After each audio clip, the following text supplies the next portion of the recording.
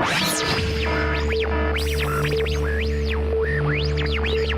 the ship up to broadcast depth.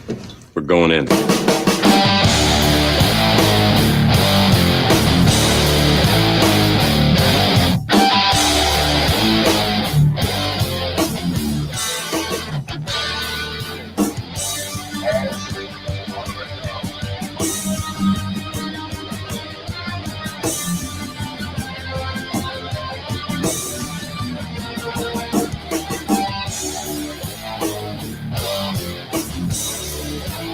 Hey, how's it going, guys?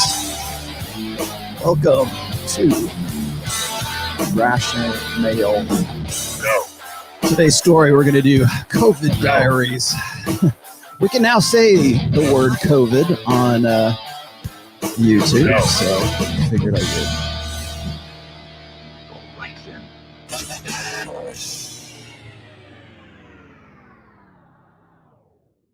Hey, how's that going? Let me see. Always screw this up in the end. There we go. Hey guys, how is it going today? Happy Easter Sunday to you. Resurrection Sunday, as my mother likes to call it. Hope you guys are having a good one. Today I'm going to play it a little bit fast and loose. I'm going to I'll be doing I'm going to change things up a little bit here for today's show. I'm going to be I'll take your super chats or questions as they come today. Sam, that still means keep track of them because I'll probably lose track of them at some point.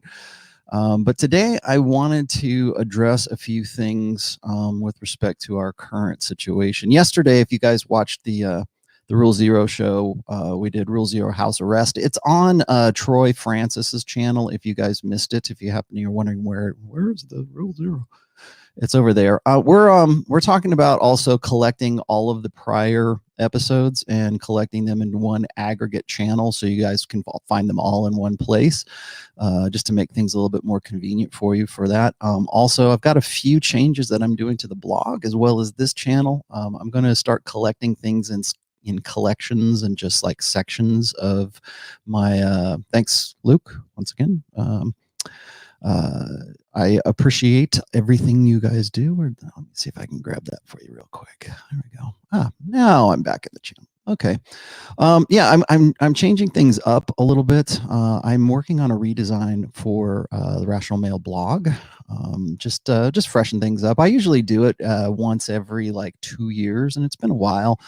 About a year and a half.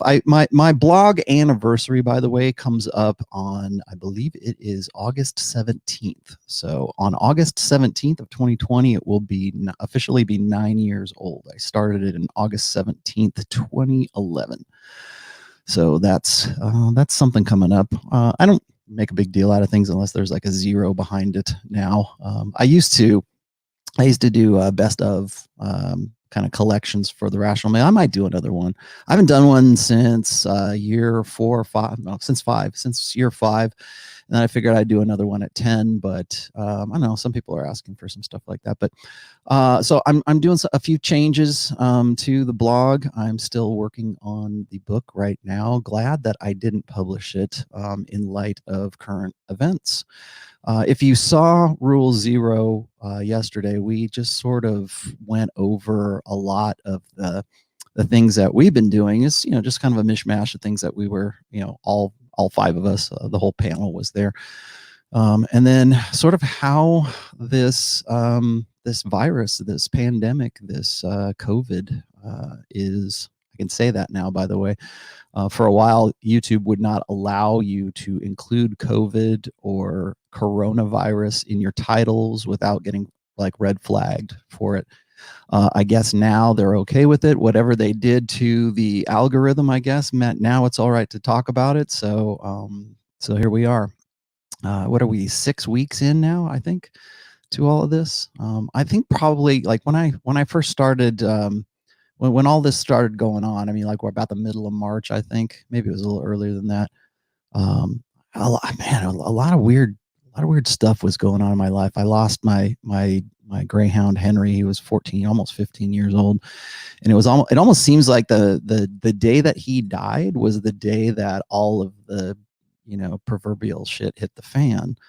And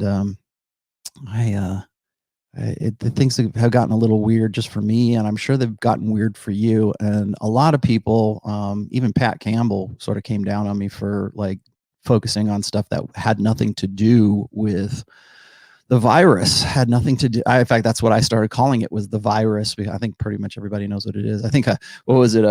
Ryan Stone was calling it the Kenny Rogers virus, or the Kenny Rogers disease or something, because at least then you could at least get past the algorithm. But now I guess it's okay. So I'm going to talk about it. I have learned from experience, and if you read, I have a couple of posts out since all of this went down. The first one I did, I sort of I explained why I now anyways, I don't jump to conclusions as quickly as I used to. And I did. I won't lie. I used to, it's easy to get caught up. It's easy to get caught up in sort of this worldwide globalized dialogue, this conversation that we have, whether that's on a blog, or that's on Twitter, or that's on a YouTube channel, or Twitch, or Reddit, or wherever. I mean, you think about all the ways that we kind of propagate this conversation, this global conversation. Right now, I'm doing something that would have been technically impossible really just 10 years ago. I can remember I used to do a podcast a very long time ago, right around 2008, 2009. And this was when you couldn't do there was no, it wasn't easy to do streaming. You couldn't do streaming very well. And so you had to have your own server, or you had to be able to do things live and start. You basically, everything had to be done from scratch, let's just say. And today it's like so easy to start anybody can start a channel. You don't need a mic or board or anything like that. All you really need is just like a cell phone, really, and you can stream and you can start your own channel. And some people do exactly that. I mean, there's now a science almost to this. But I in that essay, and in my book, the upcoming book, a common theme in there is sort of the globalization of this new order. And a lot of people get freaked out when you say new order. Did he say new world order? Like, I can remember when that term got tossed around during the first Bush administration back in the early 90s. And people lost their minds because he was using something like the new world order. And I'm trying to convey that we are sort of in a new situation right now that has been unprecedented in human history, really. I'm not just talking about the pandemic. I'm talking about globalization. And I talk quite a bit about that in the beginning of my fourth book, because it sort of sets the theme for it. Because I think people need to really appreciate where we're at in history right now. Because I just saw, man, I wish maybe I still have it. Let me go and see if I saw a really cool meme. Well, I won't say a cool meme, but it was let's just say it was a thought-provoking meme not too long ago. Where did I put that? Basically, it's a meme that somebody put together, and I don't know who exactly did this, but let's see if I can find it. I just had it not too long ago. Where did I put that damn thing? Here it is. Yeah, there we go. I wanted to show you guys this. I think I can just share this on screen for you right here. I saw this meme, and I think that's it. Hopefully, oh, is that it? No, that's not it.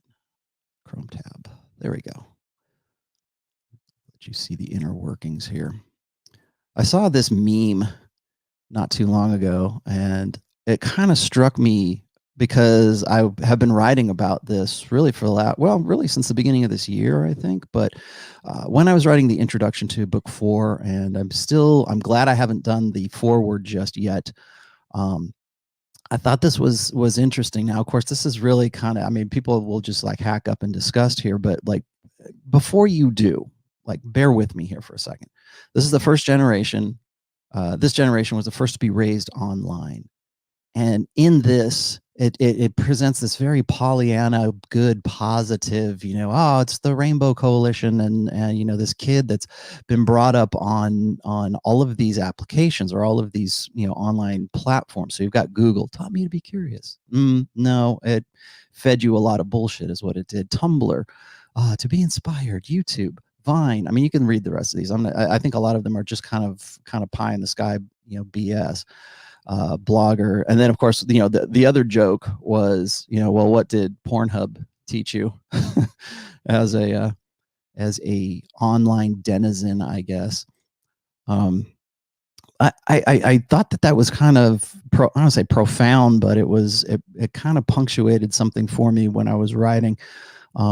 This is at least the last, well, really, I think probably the last 3, maybe 4 generations. I mean, if you want to include the boomers, I suppose you could too, but the boomer generation, Generation X, the millennials, the zillennials, or whatever you're calling this next one, we have all transitioned over from, well, for the most part, we have all transitioned over from an old order of understanding things to a new order of understanding things. Now, when of course, my wheelhouse, of course, has always been the red pill. It's always been intersexual dynamics. And I think what was interesting back in the early days of pickup artistry, let's just say, we had this new tool, and the new tool was the internet. And back then, a big deal would be to go on an internet forum.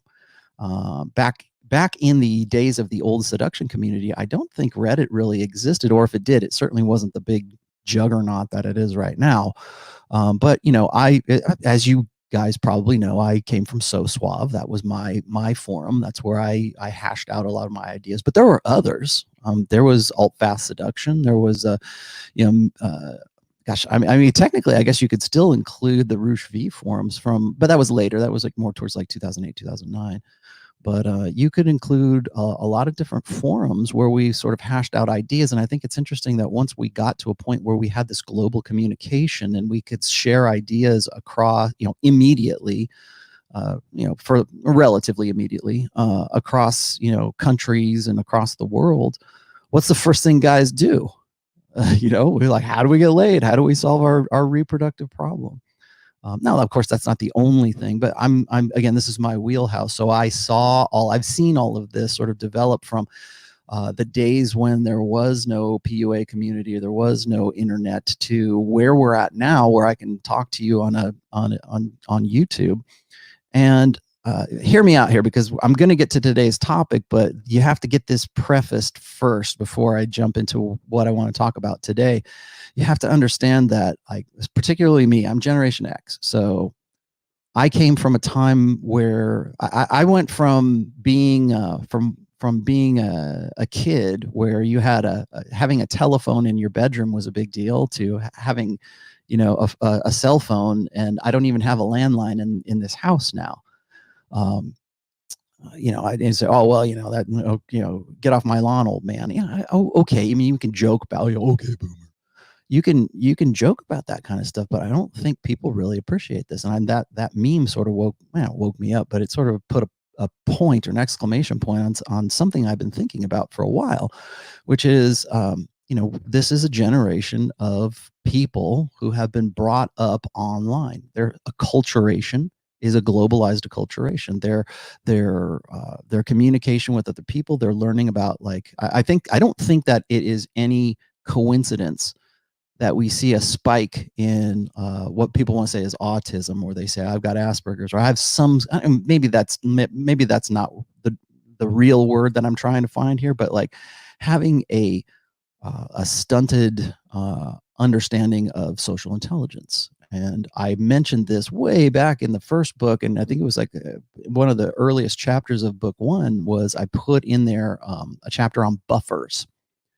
And I pegged this a long time ago when people were saying, oh, I got this great text game. And I'm not saying you can't use text game, okay? I'm just saying an over-reliance on it, an over-reliance on digital media, an over-reliance on your platforms, an over-reliance on having something like Google or Tumblr or Twitter or all of these social media platforms, an over-reliance on those as your source of how that's going to mold you as a person, how your personality has been changed. You have to understand you're the first people to ever have that happen to them. And even me, I came from a generation before we had the internet, and then now I'm in a generation that has had the internet for at least the last 20 years, maybe a little bit longer. But how have things changed? And I think that the experiment that really started, I think, let's just say at millennial, at year 2000, right? Once we got into the .coms and everything else started taking off, we're still in that experiment. And I don't think that we really realize that we are still clinging to these old world, old order ideas and ideals and trying to force fit them into what this new order is showing us. So when, and again, from my perspective, from a red pill intersexual dynamics perspective, when I look at how things have changed, like when I talk about guys who are still clinging to like the soulmate myth, or they're still clinging to that blue pill understanding of how women ought to be, or what women's nature really is, or mixing that blue pill conditioning up into their religions. And that's, of course, my focus on book 4.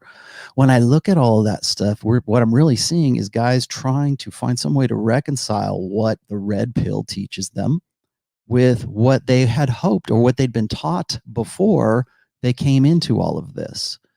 And I think as generation after generation becomes this rainbow colored hair kid, more and more, I mean, this is only the first generation. What's going to be when we're at the third generation of human beings that have been brought up in that manner? What's going to happen then? Are those blue pill ideals, are they still going to exist? Are we still going to think that we're going to have like the nuclear family? Are we still going to think that we have, I'm going to meet this one perfect girl and we're going to have 2 kids and we're going to have a dog in the yard and live in suburbia or anything like that? I think the answer is no, of course, but are we still going to think of those as the ideal? Is that going to be what we're going to be looking for? And I've got a list of things that I want to hit on today in the post-virus world. And the reason I'm bringing this up at the beginning of this show is because a lot of the things that COVID-19 or this whole pandemic or being in house arrest, right, being locked down, is sort of waking us up to. And again, this is like, people ask me, well, what, where's book 4? I'm like, I'm very glad that I haven't put book 4 out yet. First of all, I couldn't do it now anyways, because of the publishing industry is almost just as on lockdown as anybody else. And shipping, if you tried to, order a print book of the Rational Male, you'll see that it's probably at least 2 weeks before you can get it. And that's if you have Amazon Prime. So there's a lot of heavy shit that's going down right now. And I don't want to play Nostradamus. A lot of people say, well, Rollo, he's right all the time. That's a joke. Okay. Let's just clarify things. All right. Let me back up here, guys. I saw a few that got past me.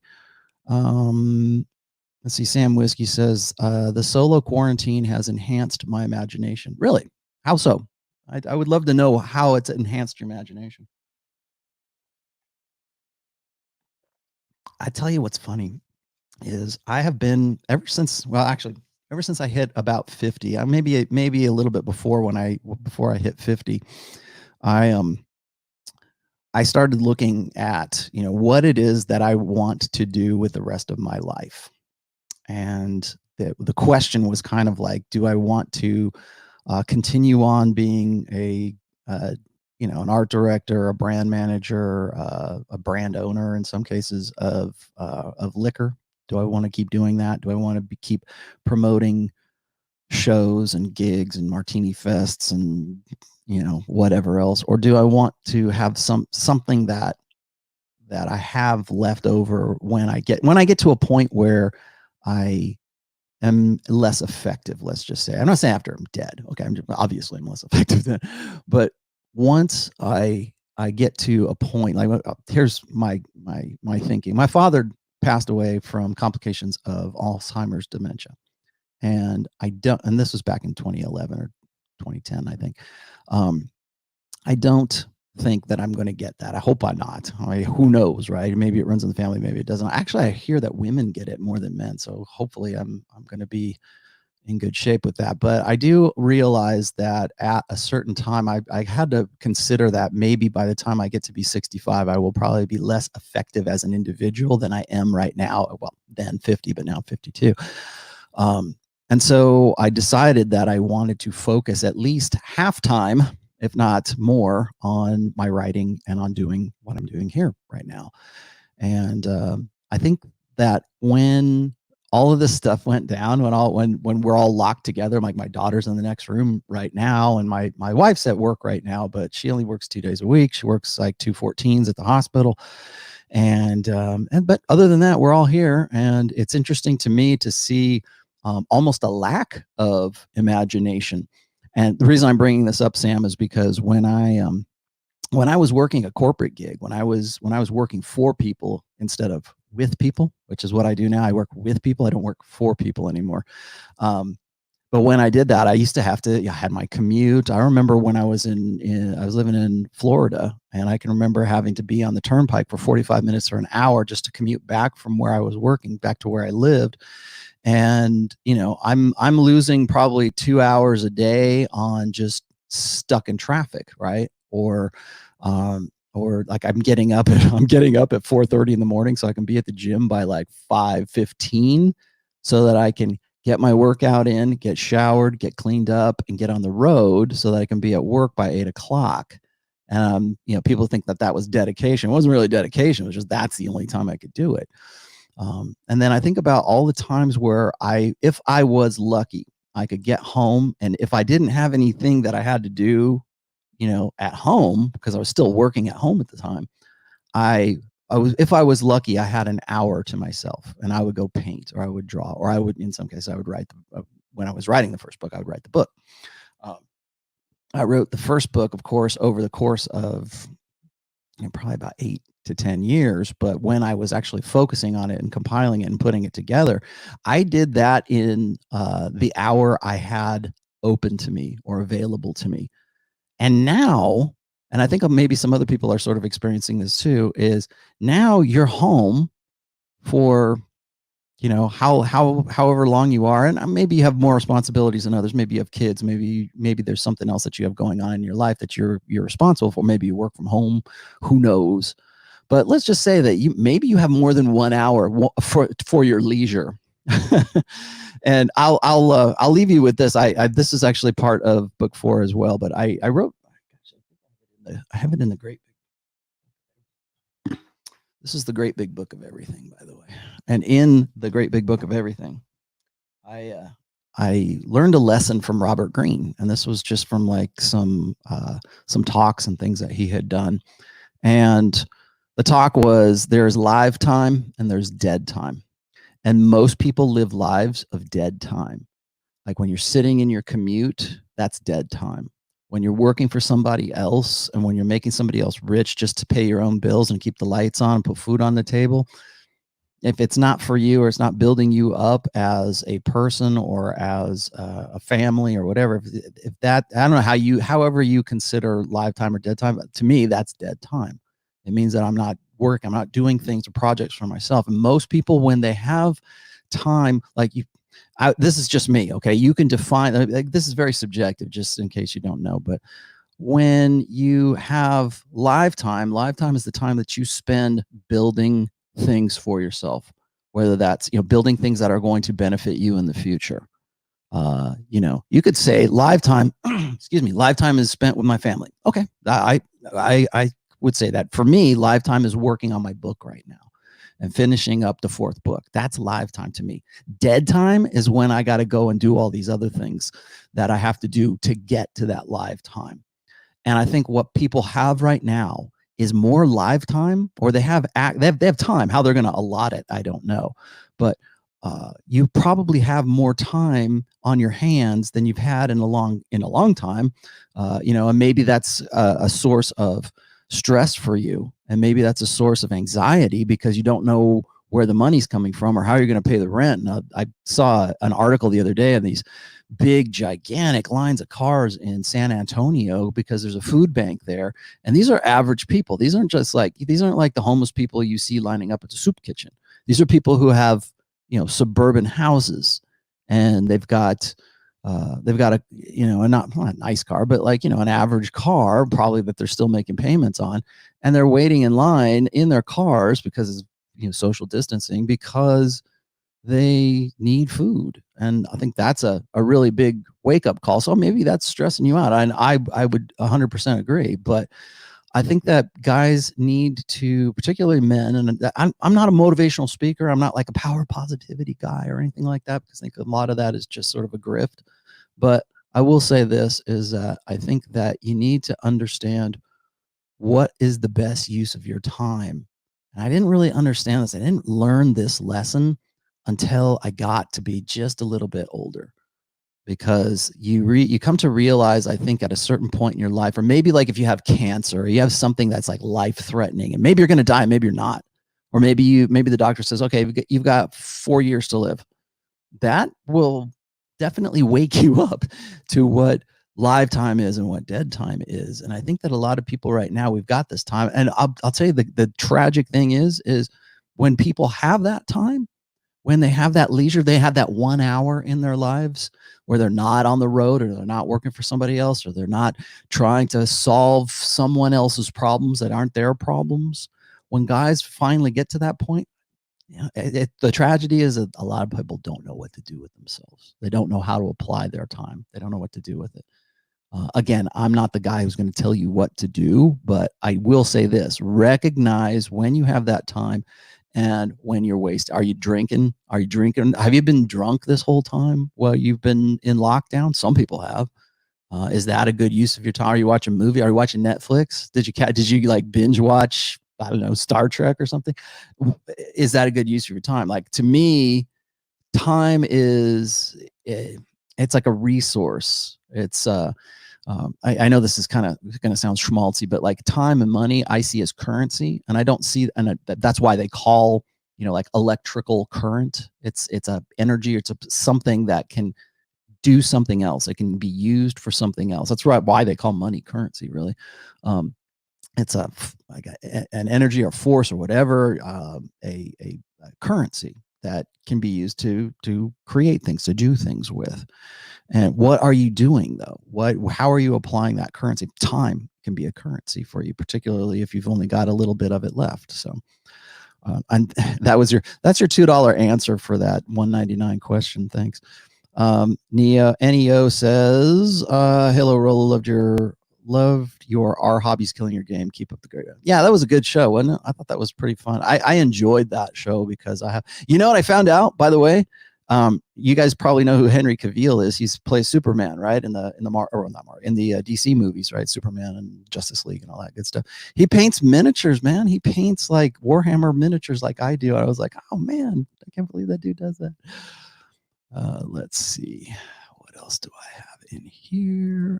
Here we go. Sam Whiskey says, once again, hey, Rollo, being quarantined solo has enhanced my creativity and my imagination. Keep up the good work. Well, good, man. I mean, at least but here's the thing is, if you have that imagination, you know what I'll tell you what's interesting. I was just answering this a second ago, but I forget who wrote the book about this, but I've heard that doing nothing is sort of a lost art right now.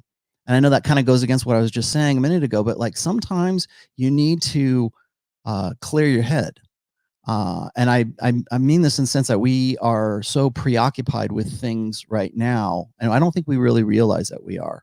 Like we don't realize just how scattered our thoughts are, because we've never had to multitask like this. Now, remember what I was saying at the beginning of the show.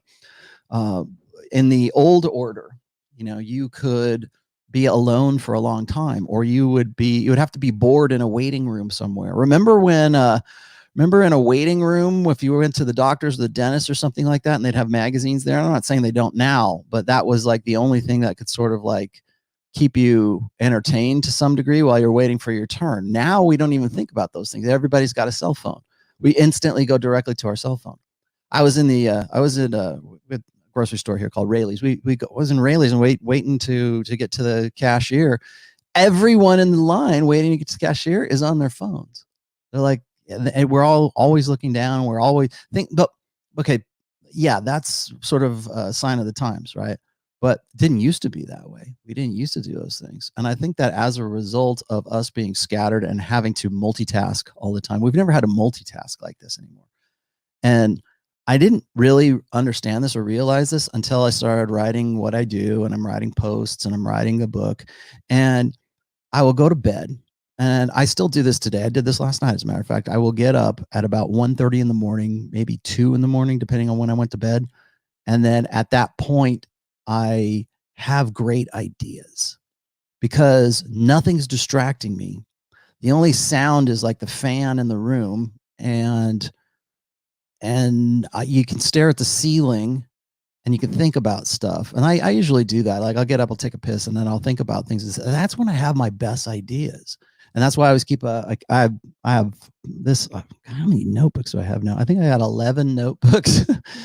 But I keep them around because doing nothing is good for me because it forces me to think. The worst thing I can do is get on my iPad, which I carry around all the time because I do, I have to do engagement, I have to be online, I have to be available, and so people can have access to me. Or if I'm doing like counseling, I don't know how people professionally do counseling. I really don't. Like I know I goof on Taylor Burrows, and I goof on some of these other guys, like well, not so much Sean Smith, but you guys have my respect because you got to do that like 8 to 10 hours a day.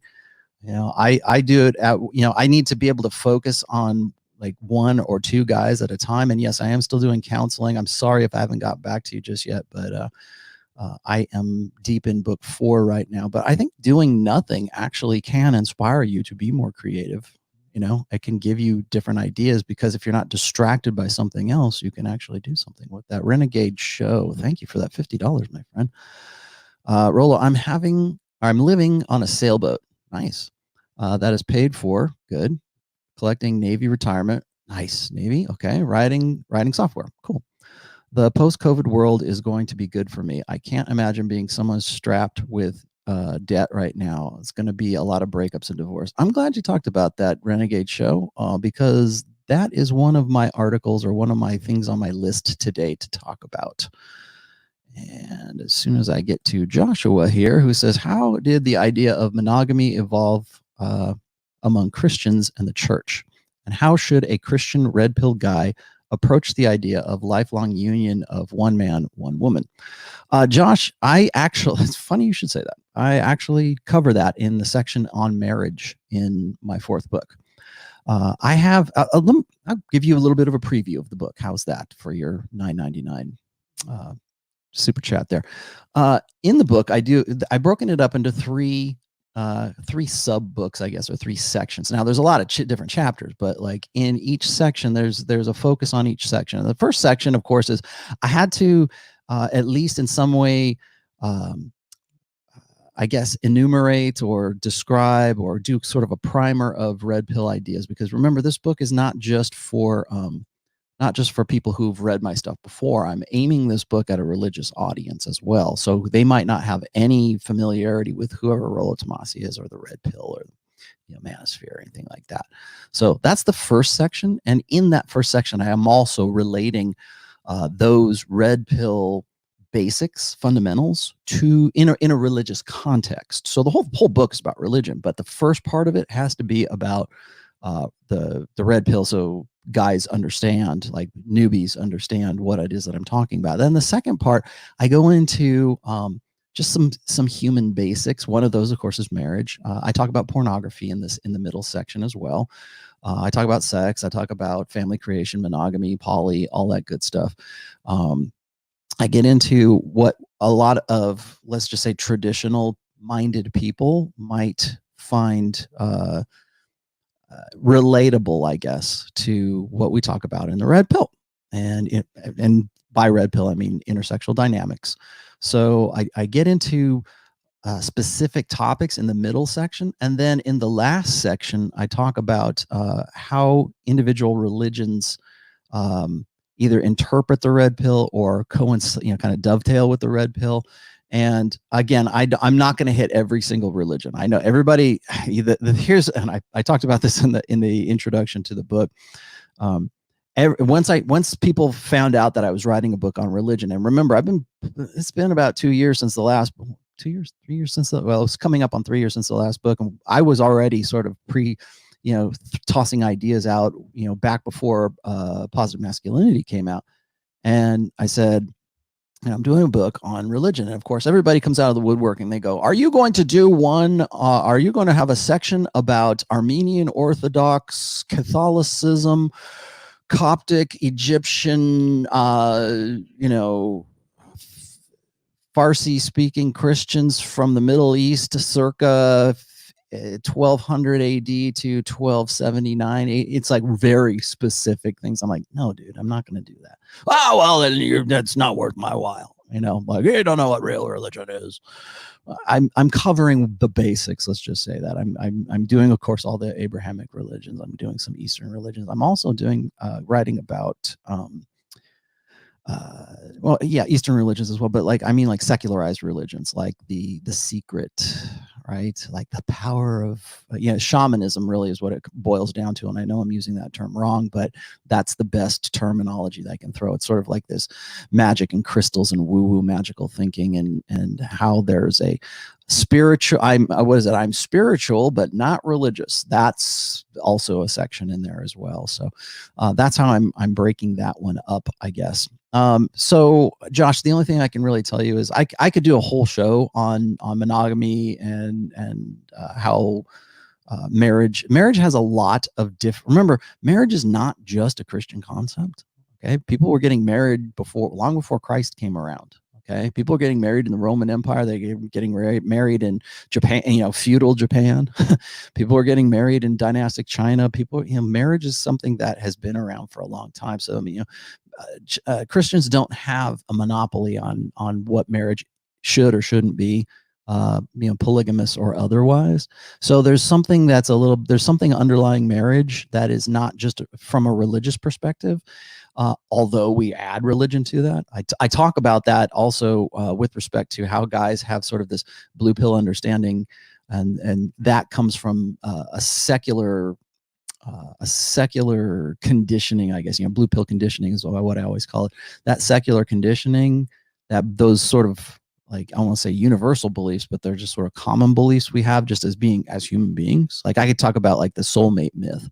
And you don't have to be Christian to understand what the soulmate myth is. You don't have to be a particular religion, because it's something that we're sold by the blue pill conditioning to believe is true. Well, what happens is guys will go, oh yeah, I believe in the soulmate myth. Here it is in the Bible, or here it is in the Torah. Here it is in the Quran. Here it is over, and they'll find some way to sort of mix that secular, globalized belief into that blue pill belief into their religion. And that becomes real hard to work with later on. So, the best thing I can tell you, Josh, is wait for book 4. I should tell you guys this. Once I have book 4 done, I'm going to start picking up Red Pill and Religion as a continuous show, at least a semi-continuous show. I think I might do it like every other week. But I really want to get back into that. But I put it on hold until I finish the book right now. I put a lot of things on hold. I put my hobbies on hold. I'm going to take my sled out for the first time tomorrow. I'm going to defy the lockdown orders. I'm going to take my sled up to Mount Rose. And I don't see how the cops can catch me, because unless they got snowmobiles too, they might be able to leave a ticket on my car, but they're not going to catch me. Vinny, what'd you say? I think you and other Red Pill guys look too much at an echo chamber of Gen Z guys who seek community for help, but plenty of youngsters use social media to enhance their SMV even better than millennials such as myself. Yeah, well, and why is that though, Vinny? Because that's what they've grown up on. That's what they see their only way of doing things. It's the way to do something. In fact, I would say that it's if you've read the first book, Vinny, if you've read the chapter called Buffers in there, that's what I say is one of the reasons a lot of guys get into trouble is because it's this over-reliance on it. I'm not saying don't use text or my text game's solid. Good, cool. Is that the only thing you do? What happens when you meet her? What do you do? Where do you go? I think a lot, particularly the younger, and this is not, I'm not picking on any generation because my generation used to do this too, but I think a lot of guys don't plan for success. They don't assume the sale. What is it? ABC, always be closing. Well, once you close, you better have a damn plan for yourself. And a lot of guys don't know what to do when the girl says yes. Yeah, hey, hell yeah, I want to go out on a date with you. Yeah, where are we going to go? Dinner. That you have a plan, like plan for success. That's another thing that's kind of that confidence is like to say, yeah, hey, here's where we're going to go. This is what I want to do. We're going to go rock climbing. We're going to go hang gliding. We're going to go skydiving. We're going to go scuba diving. I don't know, whatever. Have a plan and be prepared for that. But I think what I'm talking about is not so much the actual use of social media or whatever. Like I told this to, if you've listened to me sort of do a back and forth with John from Modern Life Dating really thinks that online dating is the only thing that's going on. And okay, and he's probably right, because a lot of guys, the only way that they meet their future partner or their next date or however they're spinning plates is usually online. And the stats bear that out. That's what most people are doing right now. I got a graph. Actually, the graph is in my fourth book, but it was how did you meet your spouse, or how people are meeting, and it was like school, church, family and friends, that kind of stuff, and then there's online, and all of those other ones are just on this just sharp decline, while meeting online is just through the roof because it's easier. The potential for real rejection, in your face rejection, is less. And I think a lot of guys see, that's why I call it a buffer. It's a buffer against rejection. It's a buffer against actually having to have some, like, I'm sure you've probably been ghosted by a woman online. We go, oh, that's really shitty, man. He texted me and broke up with me online. Yeah, but it's very common right now. Ghosting somebody, just like deleting them from your digital consciousness. Everybody does that now. And I think it's kind of messed up. We talk about buffers. Well, like I said, an over-reliance on it is the bad thing. If you are relying on a digital interaction with people to the exception of meeting that person in meeting that person in person, going and doing things together. I mean, right now, think about this. In the lockdown, I've seen all these guys who are like, oh yeah, we're gonna start a band. How are you gonna do that? Well, I have a webcam and I got my amp back here and I got a guitar and we're gonna start a band. And I think about that and I go, that's not how you start a band. That's not how you put things together, right?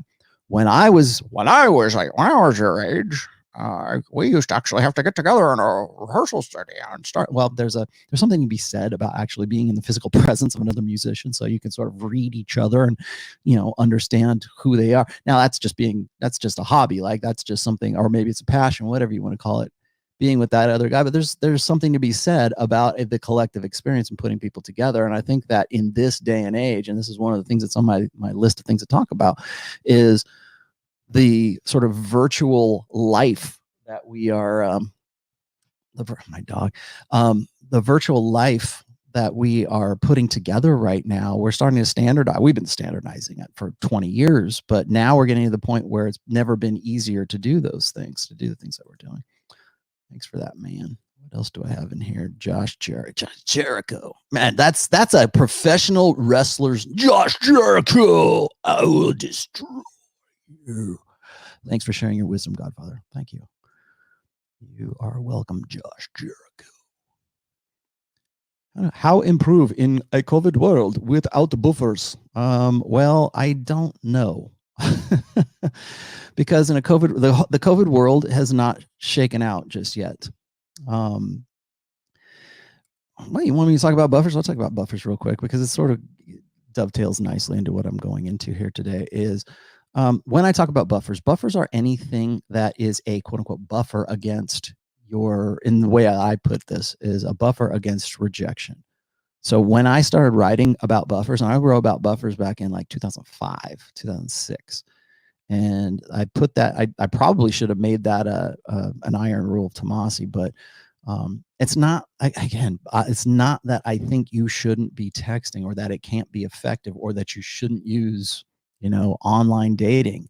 A lot of MGTOWs will agree with me in this, is that I don't, well, first of all, they don't want to deal with women as it is, but dealing with them in a digital sense and an online sense is it's a buffer against rejection. It's a buffer against actually feeling something. And the problem with buffers is that you're not learning any kind of communication beyond the digital form of communication. So, you get these guys who think that they have suddenly they have a long distance relationship with a girl that they've never met. And they have seen pictures of, maybe they've heard her voice. I mean, it would be preferable to simply listen to a girl talk to you on the phone. At least then you can get vocal inflections and you could sort of understand what her emotional state is. I think a lot of misunderstandings online right now happen because it's just text. Like when I've joke about this all the time, but it's true. And it's very frustrating. It pisses me off quite a bit, is I hate Twitter. I absolutely hate Twitter. I'm on there because I have to be, but I can pretty much expect things on Twitter that I know that if I type something out or if I put an idea out there, I'm gonna be disappointed in how it is received, because people can't tell sarcasm. They can't tell that you're joking, and they don't understand allegory. Most people online, it's they're, the joke is, well, everybody online is autistic and literalist, and for the most part they are. Never, and this is I told Rich this, I told Ryan this, I told a lot of people this, they never use allegory, metaphor, or prose online. Certainly not on Twitter, because the moment you press tweet, then somebody's going to go, you know what? That's not really a good allegory, because, underwear is not always black. It could be green, they'll find some way to completely miss the point because they don't want to get the point. They don't want to have that. There's zero amount of insight right there. There's no oh, that was clever. That was a nice turn of phrase, Rollo.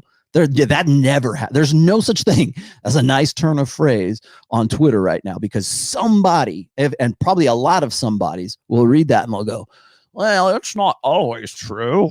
The moon is made of green cheese sometimes.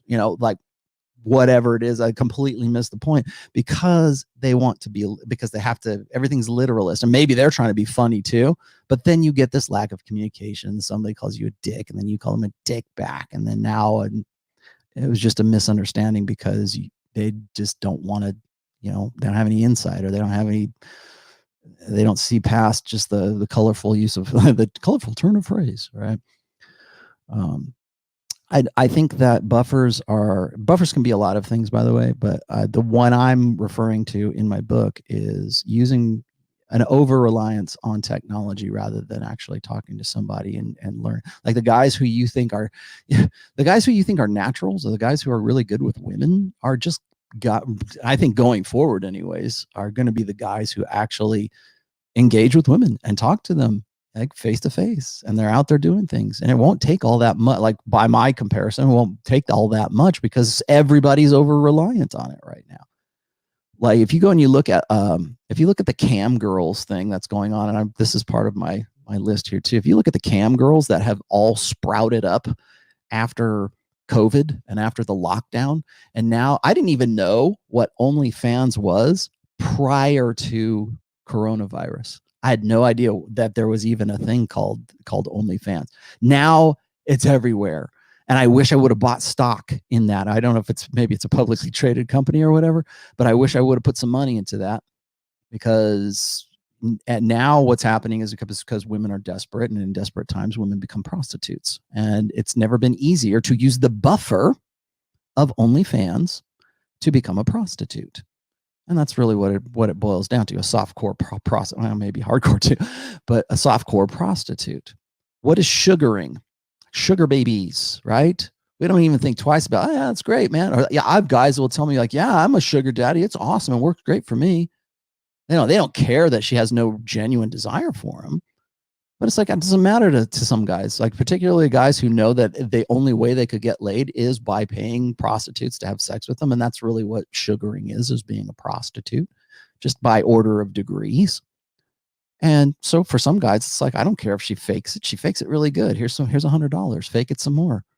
And they're good with that. And they're fine with that. And if you understand that and you don't get emotionally invested in the faking of it, then maybe that's okay for you. Maybe that's what you want to do, but it's still a buffer. That money, that sugaring thing, that's a buffer.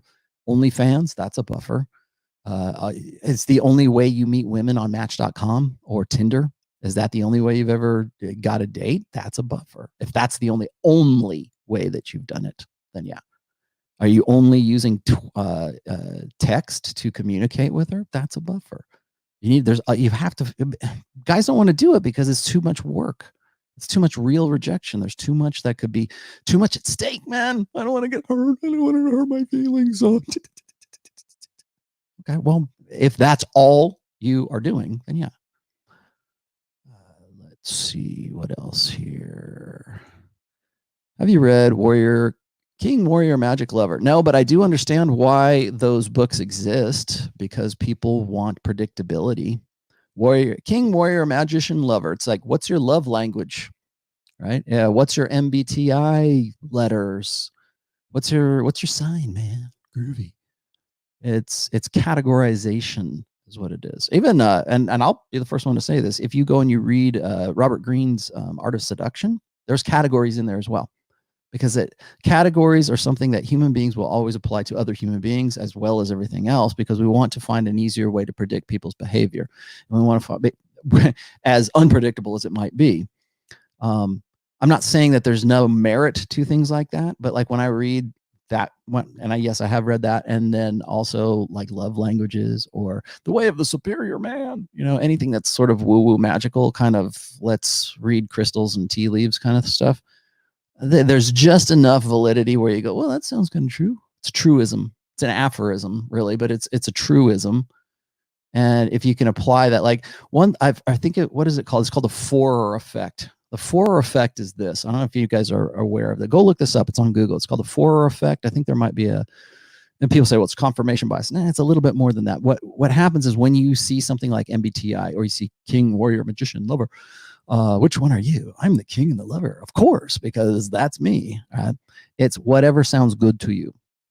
Like for instance, in MBTI, there's no classification. Like all those letters. What is it? Introverts, perceiver, whatever it is. All the different like the thing one of the reasons why I dislike MBTI is because people will say, well, don't you believe in the big 5 personality traits? Yes, but the MBTI is something that's different from those. And it's not like, well, these are the personality traits. No, big 5 is agreeableness and the big 5 traits, right?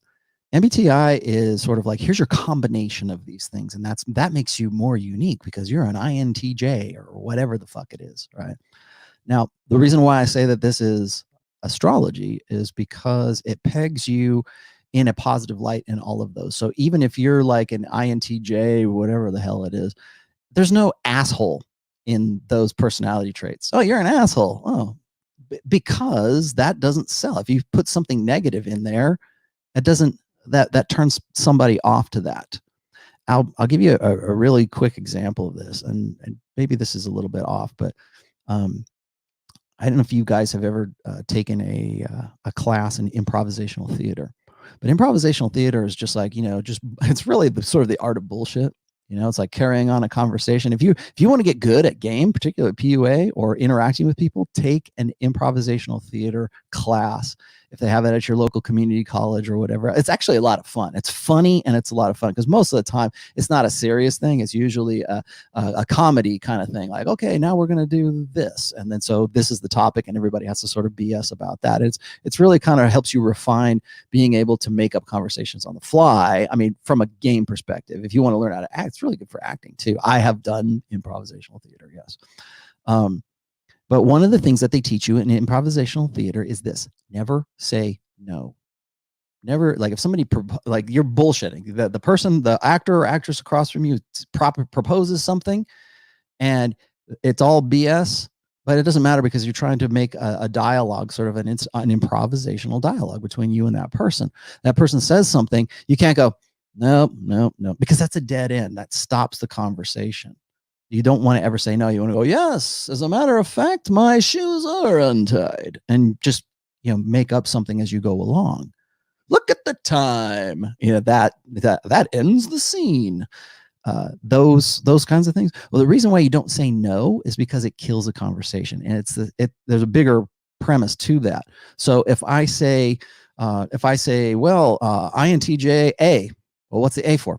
Asshole. Oh, well, I'm an asshole. Well, I don't want to deal with this. I don't want to be. You have to. There's has to be something positive. There has to be something to drag you in. That's what a lot of like positivity porn, positivity success porn guys do. It's always, they want to build you up and they might kick you in the ass, but they want you to believe at least that there's something positive in the end for putting up with all this crap. It's the same thing for like warrior, magician, or the love languages, or men are from Mars, women are from Venus, anything that you can. Every time somebody presents me with a book or a principle where we're categorizing people, I look at that and I go, particularly from my background, which is like behavioral psychology, but also personality studies. One of the principles of personality studies is that personality is not static. So you can be an INTJ 1 week, and 2 weeks later you're an extrovert and a perceiver and whatever the hell it is, right? That's why I say it's bullshit. Same thing with king, warrior, lover, magician. Is there some truth to it? Sure, great. There's some truth in MBTI, but you're not, put together. I'm not going to build a life or base my life on that. So anyways, but I get it. I get it. What is this? Howdy, boss. Howdy. Do you believe a prenup is a wise move? I think the jury's still out on that one, to be honest with you. I watched this.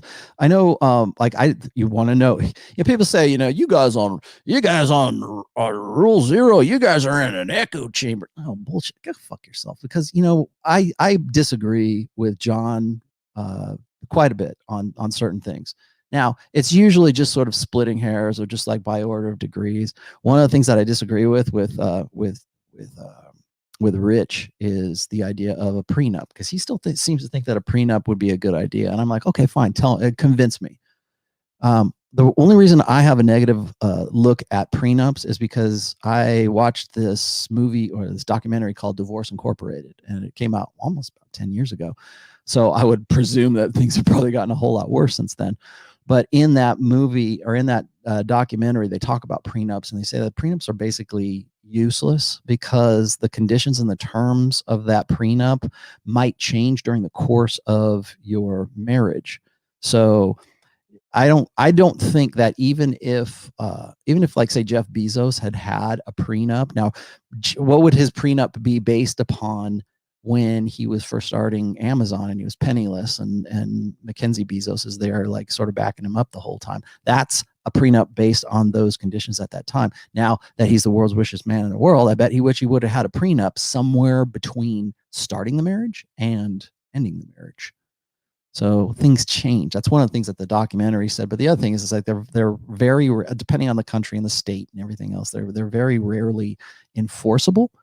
So I'm not saying that maybe they're good, maybe they're great, maybe you saved your ass because of one. I would love to hear about that, but from what I was able to learn, like statistically and just practically, prenups are they're not the panacea that a lot of people think that they are. What else do we have here? I got that. I got that. I got that. NEO. Wasn't there like there was a Japanese metal band called Ezio, I think is what it was called. Halim. Hopefully I'm getting to you guys' stuff. I relied exclusively on hookers and massages. Really? Just a massage? Oh man, that's great. Thanks. I'll leave now. That's your massage. And now all the joints legal are closed. Overt prostitution has been shut down. Thoughts? I'll get to you. That's coming up in this. And now that I'm an hour in, I will get to actually my notes here. Alpha. Oh, hi, Alpha. I think I I think I left you a comment today, Alpha, on Alpha Outset. Did I tweet something to you today? I think I might have. Thank you very much. Thank you very much. Thank you. NEO, here it is. Hey, Rollo, attention is the coin of the Roman girl world. Yes, that's from my book. Do you think women crave attention? Yeah. Especially from a guy she sees as alpha. Yeah. As men crave sex, does attention stimulate women's brain? Yeah, it does. Well, that's why I call it the coin of the realm.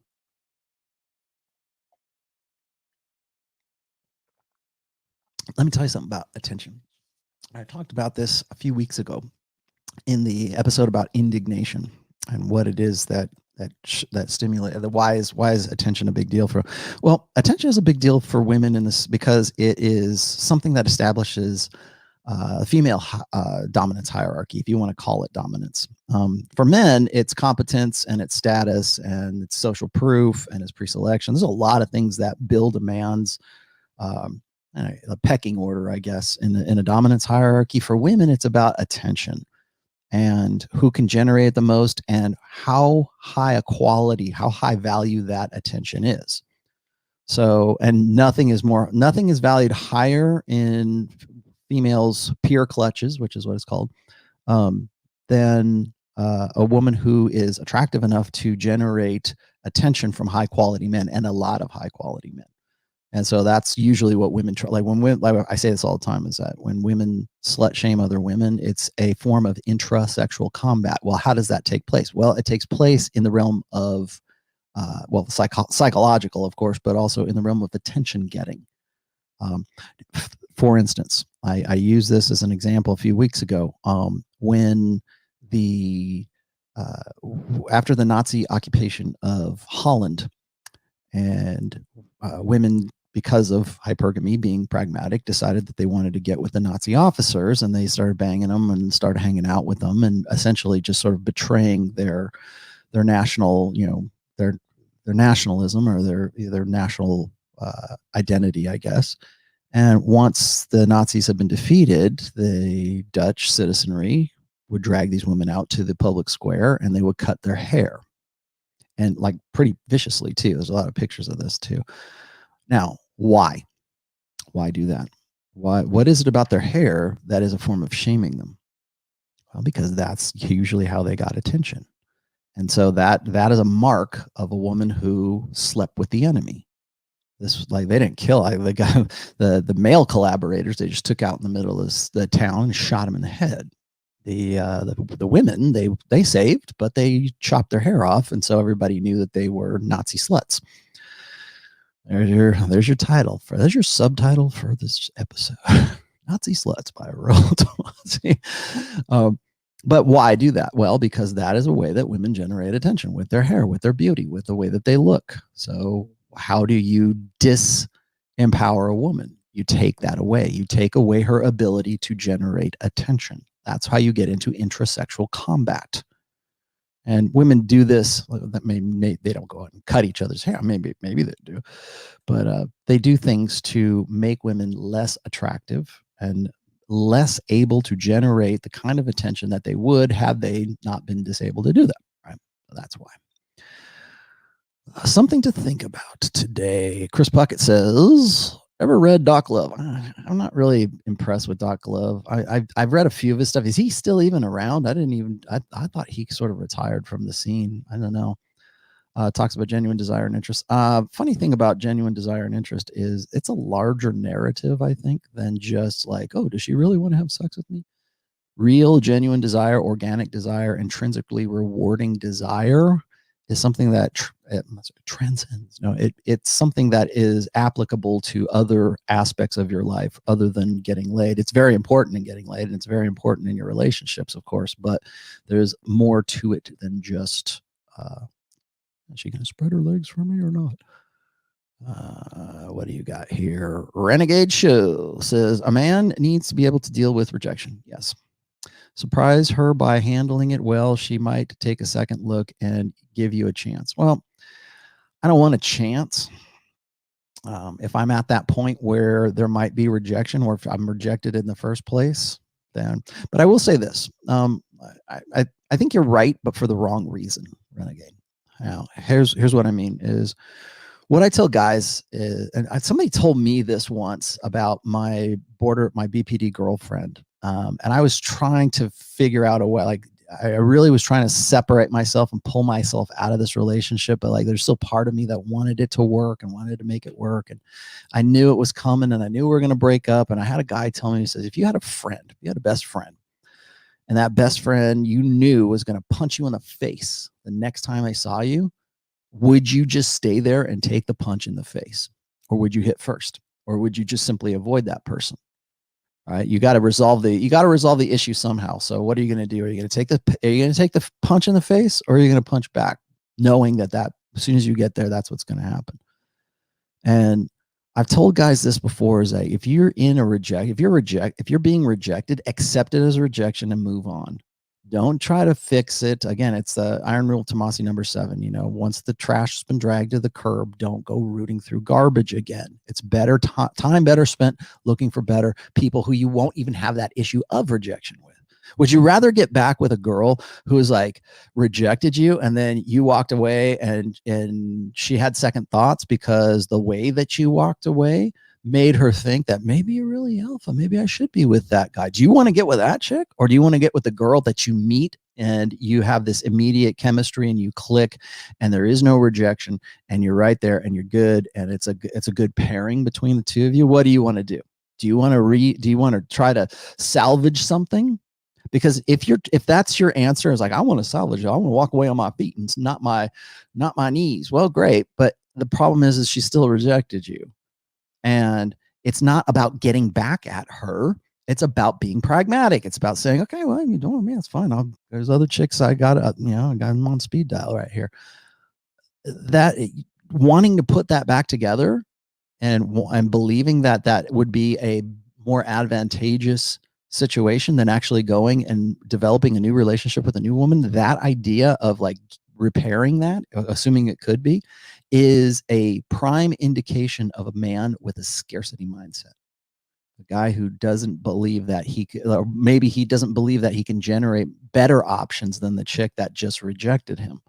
So that's one thing. The other thing is just like a lot of guys say, well, I want revenge. You don't want revenge. You want to stop wasting your fucking time. That's what you want to do. And so rather than waste your time on a dead end, you're trying to figure things out, you're going to move on. You're going to try to do something different with that girl, with a new girl who actually has some genuine desire. What we were just talking about, some genuine desire for you. So other thing is guys will turn it into a point of honor or a point of pride. They'll go, well, I'm going to walk away on my feet and not my knees. That might be the only act of alpha you've ever done with that girl. And that might also, like, remember when I talk about hypergamy is based on doubt. Is he the best that I can do? If she gets to the point where she goes, no, he's not the best I can do, I don't want to have him. He's a pussy. He's a beta. He's a chump, whatever. And her hindbrain has sort of come to that conclusion and she's not interested. She's starting to, she's trying to get away from you and get with somebody else. And then you have that flash of alpha right before that triggers that doubt. Well, maybe he was a guy that I could have been. Maybe he'll make a better thought. Maybe he'll be better in the future. Wow, he's actually showing a sign of alpha. Well, guys, the problem with doing that is that once guys do that, that's when you see that it's almost worse for you to do this. It's worse for you to walk away on your feet and walk away with some sense of honor if by doing so it triggers that woman to say, well, maybe I do want to get with him. And then what you do is you revert back to that beta mentality because you think you're meant to be. Oh, well, okay, I'll get back with her because she rejected me. I walked away on my feet, but now she wants me. Because you have that scarcity mentality, you go back to her. That's that you will be eventually, let's just say that works out. Eventually you will end up in a worse position than you would have had you not just simply walked out the door with your chest stuck out. That would be a better for you to do, because at least then you've learned something, and then with the next girl you go, okay, well, I'm in a new situation now. But if you flash alpha, I've talked about flashes of alpha before, I think I have. flash alpha, and the woman goes, oh, wait a minute, maybe I don't want to reject him. She comes back, and then you get back together because you did that. Unless you can maintain that, which most guys don't, and the reason they don't is because they want to give that girl a second chance. It's not her giving you the second chance, it's you giving her the second chance, because you triggered something in her psyche that said, well, maybe he is the best that I can do. And the real question underneath all of this is, do you even want to be with a person who would do that to you in the first place? No, the answer is no. You want somebody who is genuinely has desire for you from the beginning. So there's your very long ass $5 answer. What else? What's the word on Anthony Johnson in the manosphere? I don't know, and I don't care. I honestly don't know. Somebody, I think it was Troy, was saying, "Oh man, he's talking shit about you." I'm like, what? 10 months later, still. So whatever. I have other things to do. I have more important shit to do. Let's see. One man's way. Hey man, does hypergamy change in a depression? Okay, finally, now we can get to what I was going to talk about. If 90% of men get zeroed out, are only the 10% sought after, or is a dude in a live-in a van a catch? Well, I will say this. There's a few things I came across this list of things that people were saying that, like, here's some myths about what's going to happen in the post-virus world, and that's really what my show notes were about today. The first one is shacking up. How will women be motivated to living arrangements? This kind of dovetails into your question. Living arrangements with men now that we're like, I don't think that it's any secret right now to say that the economy is going to be fucked. And that's me putting it as nice as I can put it right now. It's going to be fucked. And a lot of people are already feeling that pinch. Like I was saying earlier, I saw those lines of cars at the food bank in San Antonio, Texas, of average American people in their, mid-range compact cars, or their family vans or whatever, needing help, needing assistance now. And that's going to be the reality for a while. I would say, I don't know. I don't want to speculate because I don't know. I'm not an economist. I'm only Rollo Tomassi, and I can only tell you what I think is going to happen. And in my wheelhouse, anyways, what I would say is that men who have the resiliency are going to be more attractive, I think, because what you're going to see, you're already seeing this happen here. Here's what happens in a crisis situation. This is not, I'm glad I brought up the good time girls, right? The Dutch women who got with the Nazis during occupation, and now that right there is a pragmatic hypergamous response. Get with the enemy because they might be the ones who are your rulers. Wouldn't it be great to be on the right side of history? They believe they were on the right side of history by getting with them. Well, right now, look at what happens to women in a crisis situation. When things get real, what do? They opt for prostitution. And it's never been easy. The barrier to entry to soft forms of prostitution have never been easier. So you can start an OnlyFans, or like I was Andrew Tate. You can start your own cam whore business. I really probably should talk to Andrew or Tristan about this. It's like of course, I think I know what the answer is. I wanted to ask them, like, do you see this future, this economically depressed, a worldwide depression? Let's not just say it's in the United States. This worldwide depression, how is that going to impact your business? They think the good times are not going to end, and the women who are doing OnlyFans and the girls who are sugaring right now, or have their premium Snapchat so you can see their ass for $25. Well, there was a joke, and I should probably dig it up, but there's a meme that's going around, and it's say what you want about OnlyFans, but I just bought my first house outright and I'm only 22. And it shows this girl who's like in these jeans and a little midriff, and she's like, look. And it's like her house, and it's just probably about depending on where it is. Here, it would probably be about a $350,000 house. But let's just say, for sake of argument, it's about a $250,000 house. in suburban America. It doesn't matter where you're at right now. That's the beauty of making money like that online. You can be in, Butte, Montana, or where, I don't know, Wyoming, somewhere where the land's cheap and you can get a really nice house. It doesn't matter as long as you got a high-speed internet connection, you can make money, or you can buy the thing outright. Is that going to be a sustainable future for a 22-year-old girl? Is that going to be a sustainable future for guys like Tristan Tate and Andrew Tate right now? They'll say yes, because maybe they're right, because they've probably got a lot of money already socked away from other things. But if you were to start something like that, if you are an OnlyFans girl, how long can you keep that up? Because the market is getting saturated more and more. So you got women, you got these girls who, and what will happen, I think, is that you will see women escalate the intensity of what it is that they do. So it's not just enough for a girl to go on, Chatterbait and have a vibrator and get herself off or something like that. It'll have to be something else. And or else it will have to be like this. The girls who are going to last throughout this, the girls who are going to actually turn this into sort of a career for themselves, are going to be the ones who understand human nature, not just male nature. That's easy. They can figure that out, but it's also human nature.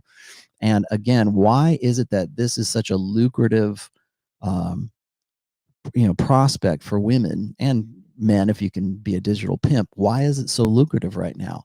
Because of the generation that I was just talking about at the beginning of the show, who have been brought up online, and they are addicted to, well, first of all, to the dopamine hits, of course, and that, but they are addicted to, they still need that human contact. They want to talk. Like when I talk to Andrew Tate and Tristan, and other girls too, even the sugar daddy, sugar baby girls will say the same thing. That sometimes they just want to talk. They just want to feel appreciated. They just want to have somebody who will sit there and listen to them.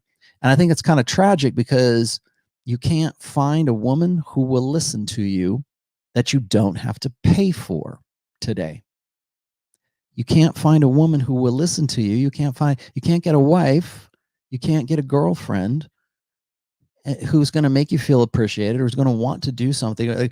I've said this a million times, is that the prime directive of feminism has always been never do anything for the express pleasure of a man. So you know how you make money in that situation? You do something for the express pleasure. You pretend you're doing it for the express pleasure of that man, as long as the money's coming in, as long as I can pay for my house at 22 years old. Look, here it is. Thanks, suckers. I'm in Aruba. That is sort of, I think that's really sort of the statement of the reality of where we are in society today, as like relating with each other, is that a sugar baby is a better companion for a man than the average wife. At least that's the premise. I don't know if you think I'm wrong. Okay, tell me I'm wrong. I'm happy to have that conversation. I hope I am. I want to be wrong. I would really like to be wrong about that, but I don't think I am. Because what I'm seeing right now is I'm seeing, like, women going online and guys following them on there, because men want that buffer. The buffer is the cam girl. The buffer is the screen. This screen that's right here between us. That's the buffer. I don't have to be there. She's going to, as long as I pay my subscription fees, she's going to be nice to me. That's really the profit model for most strippers. A good stripper is not just a girl who goes up there and does a good pole dance and has big titties and looks good and turns you on. It's also the girl who makes that connection, that eye contact with you, that, hi, how you doing? Like the really, and I know because I've dated strippers before, the good strippers are the ones where the guy who would, in no other world would a woman ever do that for him. And not just, and I'm not talking about take her clothes off. I'm just saying, sit on his lap and say, hi, darling, how you doing? It was a rough day at work. Oh, girl, you want me to go get you a drink? Blah, blah, blah. Like, and the guys, of course, here, make it rain, right? Here's the money, whatever. But the good strippers are the ones who get inside that guy's head. And it's never been easier to get inside that guy's head, because men have no appreciation. There's no appreciation for a guy. No woman, certainly not that guy's wife, is not going to come and sit and flirt with him even after they've been married. He's not going to flirt with him. This is guys who I've seen guys, and this was like from back in the day, so bear with me. Guys will go into a strip club and a girl will sit in his lap and pretend like has some sort of familiarity with that guy, and the guy goes with it like it's the most natural thing in the world. And it's really all based on an exchange. Like if the guy wasn't paying, she wouldn't be nice to him. How is that any different than an OnlyFans? So, ladies, if you are a cam girl, if you are on OnlyFans, learn how men need appreciation. And the good ones, it's not just like big, what most of these girls, and I don't know why this is, but like when I look at the blonde girls with the big boobs, what is it, ladies? What is it about them big ass lips? It's like you got stung by a bee. Okay, you want full lips, all right, but I mean like huge lips. Well, I don't know. Maybe it's just me. I don't get it. Like I know you get Botox. I know that's how it works, but I just don't understand the appeal. I mean, full lips, okay, but that they look like Bratz dolls. Remember those dolls that your daughter had when she was 12 years old? Bratz. I think Bratz are still around. BRATZ. So hypergamy doesn't, just let me explain a few things here. One man's way I had this. I want to clarify this. Hypergamy doesn't change in any circumstances. Okay. Hypergamy is something that is always running in the background. It's a background process for women. Okay. It's not, it's a subroutine. Let's just say it's part of women's operating systems. It's always going. How it is manifest is different. So in a depression, yeah, it's going to be like, remember what I was just talking about? Like the girls in Holland, probably in France too, like the girls who are getting with the Nazi officers, that's hypergamy. It didn't change because, they're at war and they're killing people in their country. That didn't change at all. Who's the best I can do? This Nazi officer. Good idea. Remember Nazi sluts. That's what this episode's all about. Hypergamy didn't change then. I have stats in a post that I put out that I actually quoted from this book, and I can't remember what it is, but it's like it was about sex statistics during wartime, and they went through World War I, World War II, Korean conflict, Vietnam War, and other things. And what's funny is we seem to think of World War II, the generation of World War II. Like I watched Midway not too long ago, like a couple weeks ago. Really good movie. I've seen the original as well, but this one is really good too. If you haven't seen it, it's worth your while. I thought it was good. But when we think of like the American generation, maybe even the Brits, that generation, we call them the greatest. They were the greatest generation because they fought tyranny against Adolf Hitler. And we think of them in a romanticized sense. But the fact is, they were just as human as anybody else. And if you go and you look at the sexual statistics, there was abortion, by the way, during the late 30s and the 40s. Most of it was illegal, but it still happened. There was, I have stats on childhood or birth illegitimacy during those times. It still happened. French and Dutch women, probably Belgian women too, got with Nazi officers because that hypergamy was still running in the background. It says, who's the best I can do? This Nazi officer or these guys who are getting their asses kicked right now? Well, they paid the price for that. What's interesting is, are women, and this is a question for the group here, are women going to pay the price for their decisions that they're making now? Are we going to hold women accountable? Because right now, women will say, well, we would be better if men were better. No, you have been emancipated, my dear. You have the right to vote. You have the right, you have the right to entitlements to all these special dispensations. You have the entitlement, really, to have a child without a man involved whatsoever. You can go and freeze your eggs and get artificially inseminated, go down to a sperm bank, and guess what? That's like part of the utilities for women, mostly in Western cultures. But still, the fact of the matter is are the decisions that women make right now, are the good time girls, right? Are the OnlyFans girls, are the cam whores, are the sugar babies, going to be held accountable once all of this shakes out? And the answer, as far as I can tell, is no, because we don't have a generation of guys who will do that.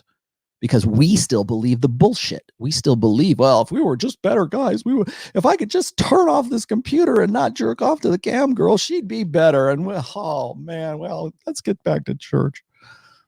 No, she's responsible for her. She has agency. I'm sorry, and she's going to have to pay the price for that. Now, how that happens, I don't know, but I would say in this day and age, we've made it we've turned it into an art and a science to help women avoid paying the consequences for their actions. And I don't think that that's going to happen anytime. So does hypergamy change? No, it doesn't. It's always on. It's how it is expressed and what the context within which it is expressed that changes. Hypergamy does not change. And remember, you're talking about, there's two sides of hypergamy. That's another thing I wanted to talk about today too. Hypergamy is alpha fucks and beta bucks, alpha seed and beta need. We have transitioned over to prioritizing beta need, or we will soon, I think. The other thing I said, so shacking up was one of the things I had. Is feminism dead now? No, it's going into hibernation. Feminism is now in hibernation. Until further notice, it's in hibernation. It will be less. I mean, you'll still see the more militant girls who can't live any other way, or don't have the imagination to have the sense enough to put that on ice until economic situations change. There's going to be those women. There's going to be the militant lesbians, the militant feminists. They're going to scream till they're blue in the face, and they will probably pay the price for that. I was reading, and this is part of my notes here. I was reading an article by a diehard lesbian who had I think she has a male roommate, and suddenly she's turned heterosexual. She's having sex with the roommate now while they're in quarantine and lockdown. And of course I joked and I said, well, so much for I was born this way. And then of course everybody jumps all up my ass and go, well, she was bisexual in the first place. I'm like, well, that's a way to retcon everything. Let's not retcon Star Wars. Let's retcon my whole life. Like, I'm not really like that. Now, women are far more sexually fluid than men are. And honestly, particularly when it comes to homosexuality within women, it like, what was it? Milo Yiannopoulos said that lesbians are just frustrated heterosexual women. And I tend to agree with them. I think that homosexuality is primarily behavioral until somebody puts it in my face and says, hey, here's the gay gene. And when they do that, I'll go, oh, good. Now we can engineer that out of the human race because clearly it's a flaw, right? I'm being facetious. People won't, it'll never happen, but whatever. Does hypergamy care about COVID? No, it doesn't. Hypergamy only cares about, it's all about the babies, man. Who's getting born? Coin of the realm is the reason why I dislike dating apps. Happy Easter. Happy Resurrection Sunday, my friend. Have you read the book Manipulated Man by Esther Vilar? Yes, I have. I think she had a lot of good things to say, but remember it's good. Go read it. It's on my suggested list, but realize it's kind of dated. I think it was written in the 70s. Mosi, yeah, okay, I did that one.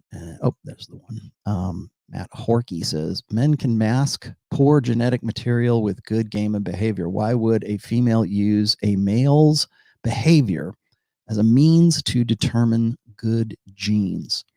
Well, we can look at, there's a couple of ways. The first one is that the primary thing that I think of here is creative intelligence. What does that guy do that demonstrates creative intelligence? Why do women fall for the emo? Why do they fall for Robert Smith from The Cure? Why do they love that guy? Right? He that's not good genetic material. In fact, if anything, he makes himself look worse than that. He's this tortured artist. Why do women get off on that? Why do women select for men with creative intelligence? Because those are the guys. In our ancestral past, those were the guys who could improvise. If they got zeroed out, and I'm glad you brought this up because this is what I was going to talk about today. If you get zeroed out, and a lot of guys already are right now, and a lot of guys will be, because a lot of guys right now are watching this, or they're at home, and I can understand this is probably like really frustrating for guys. It's like, God damn it, I need to get out there and I need to go back to work. I need to get my job. Women probably doing the same thing. It's not so much like dealing with the other person or dealing with your kids or dealing with the responsibilities that you have, whatever they are, in your quarantine household. It's the worry and the concern about how you're going to keep the damn lights on. How are you going to pay rent? How are you going to keep food on the table? How are you going to find toilet paper and paper towels? Like, that's probably stressing a lot of guys out. And you're going to get either very creative or you're going to get very despondent, maybe violent. I saw what was it? Is it Singapore? Singapore was issuing these public announcements to women saying, don't nag your husband. And like, I think a lot of, I saw a few MGTOWs do this, and I saw a few other, I think some black pill guys going, oh, well, finally they realize that, they're finally giving good advice. No, they're not giving that advice because they are trying to, cut a break for the guy. They're doing that for the woman, because they're presuming that the man is going to be violent because he is trapped in that house with that woman. And they don't want to have domestic violence calls. They don't want the guy to, don't nag him, because he's potentially a violent murderer. And if you nag him, you'll egg him on, and he'll kill you because you can't get out of the house. You're locked in there.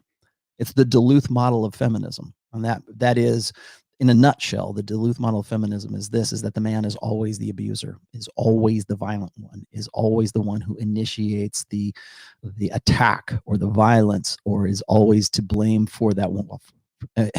Ultimately that woman's oppression, but like, in cases, that's why the police will always remove the man from the house, not the woman, because the man is always presumed to be the one who has the most physical force and has the testosterone and capacity to go and do that. That's why you have that. That's why Singapore is saying, don't nag your husband.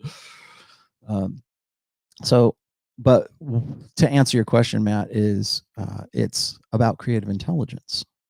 So for instance, a lot of guys, like I said before, guys are going to get zeroed out. The guys who can snap back from that, the guys who can see the opportunities in all of this, and hopefully, profit by it in a pro-social way, I would hope, but how they can bounce back from that. I wrote a post I published it on Friday night, and it's about, again, I'm not a motivational speaker, but this is about as close as I get. You're going to get zeroed out. I'm going to get zeroed out. Everybody's going to get zeroed out one way or another. People say, well, I've got money. I've got crypto. I got this. Yeah, you do. But the people around you don't. The people in this economy don't. I'm looking at the jobless numbers and the weekly spikes on it. And then like right around like March 16th, it's goes straight up. And like, yeah, because that's how many people are out of work right now. And that's going to affect you. It maybe not right now, maybe in June, maybe in August, but it's going to affect you. It's going to kill businesses. It's going to put it this way. COVID and all of this, the pandemic, is going to test you as a man as to how well you can snap back from being zeroed out. If you have not read my essay on zeroed out, titled Zero Out, now is the time you need to do that. Because if you don't, you will be in a world of fucking hurt. And I don't want you to be in a world of hurt. I want you guys to read that. I want you guys to know that you need to have that ability to improvise and to snap back. Because the only other choice is, well, do I start over from zero at 60 years old, or do I just put a noose around my neck and hang myself?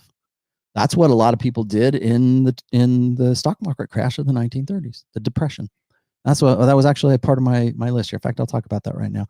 This depression, recession, they won't call it a depression, but it probably, for all intents and purposes, it probably is. We're going to have a worldwide economic crash. It's already happening. But how bad that's going to be, how that's going to affect people, we still don't know at this point. But it's not going to be your grandfather's Great Depression.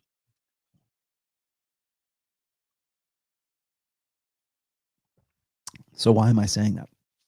Rollo, you're not an economist. I know I'm not an economist, but I can see things. I can connect dots. And so let's connect a few dots here. The economy we have today is not anything like the economy that we had back in the 30s when the stock market crashed. People will respond to it similarly. I think probably you will see suicide rates will go up. We're already, like, guys are joking. Oh, well, there's either going to be a baby boom or there's going to be a divorce spike. How about both? I will guarantee, because guess what? If a woman can get you, and you're in quarantine and she spreads her legs and has a lot of sex with you and gets pregnant as a result, and then 2 weeks later she divorces you, you're on the hook. That's her meal ticket. That's the end of the line right there. So I would say both of those will probably be something that will happen. But also the thing about the economy is that we live in a post-internet economy. It's all fiat currency. Yeah, I understand. But the things that we have that we take for granted today didn't even exist back then. So we're in new territory. So we know, I know that I don't know, but I do know that it's not going to be like anything like that depression. It might be worse, but the thing that the basics that guys are going to have to deal with is that you're going to get zeroed out. And we always heard about these rumors. We heard about these guys jumping from buildings in Wall Street, like, because they lost everything in the stock market, and they're just like, they're in their 30s and they commit suicide by jumping out the window. We think of that when we think of depression. Like, well, okay, what would prompt a guy to do that? Well, it would prompt him because he had all this money, he lost it all, and he sees no way out, no silver lining, no opportunities, no options in the chaos.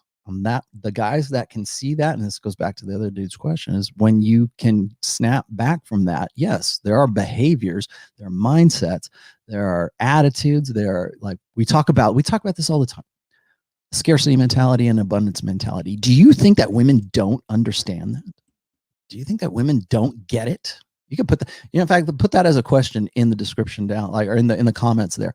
Do you think that women don't understand when a guy has an abundance mentality and when a guy has a scarcity mentality?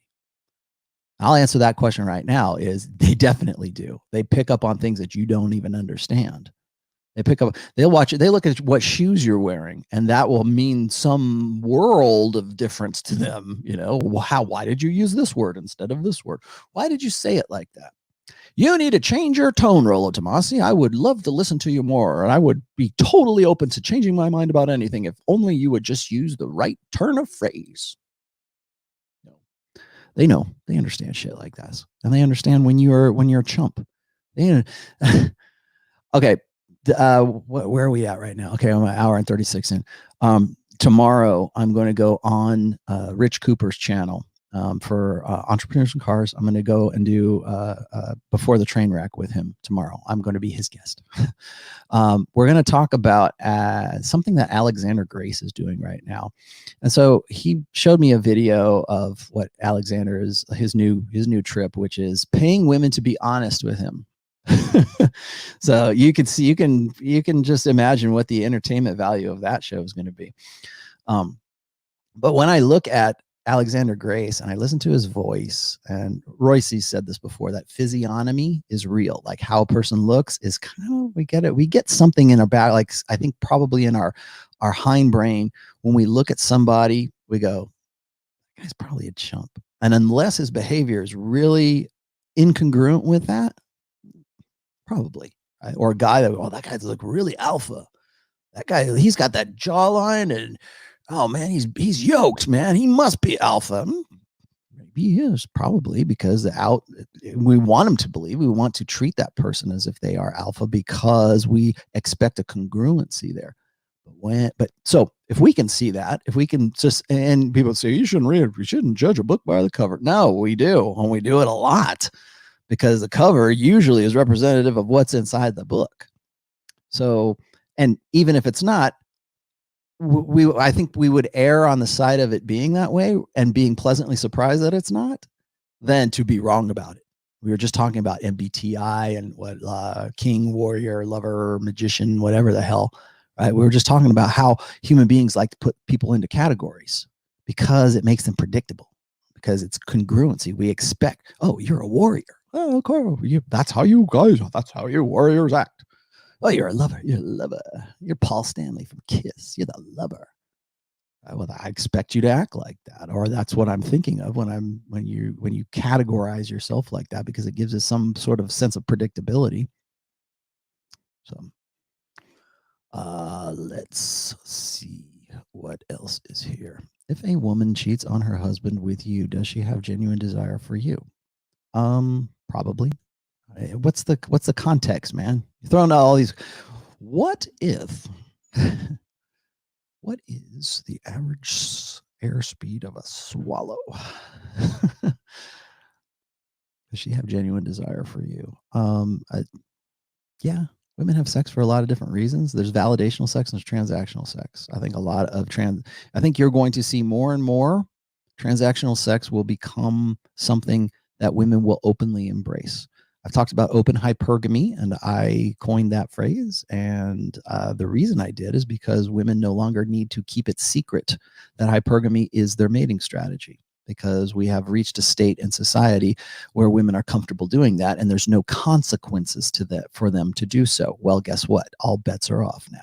Now there are consequences, or there should damn well be some consequences. Hopefully the next generation of men, hopefully maybe this generation of men, will learn something and learn to hold women accountable. Because the longer you say, wow, it's not women's fault, it's men's fault, the longer you keep that in your head, the longer they're going to be that way, the longer they're not going to be held accountable. So what I think will happen is, I think that transactional sex will be normalized. It'll be okay. And guys will be okay with it too, because they're getting laid, because they're solving their reproductive problems. But does she have genuine desire to bang you? Well, what genuine desire to get with you? If she's just having sex with you because she wants to have sex with you, probably. It sounds like it's validational sex. Again, I don't know. Did I catch up, guys? Did I catch all the way up? Because I want to get to some other stuff here. I skipped your chat. What did I skip? Robert from Vegas. Sam, will you pick up Robert from Vegas and put him in our chat real quick so I can get to his shit? I thought I got to everybody. Did I not? Oh, YOLO. Hi, YOLO. I didn't see you there, YOLO. YOLO says, hi, I am burned out after working with a project for many years. The motivation is gone and I am not finished. Any advice on how to get the energy back? I don't know what the project is, so I don't know. I can't give you any kind of prescription for that. I'll tell you this, Yellow. When I get burned out, and burnout is a real thing, right? A lot of people say, "Well, you just need to knuckle through it and go and put your nose to the grindstone." Yeah. Sometimes you do. Sometimes you just need to just bear down and get the shit done. But it depends on what that thing is, really. I like a lot of, like, for instance, right now I could publish the book right this second if I wanted to.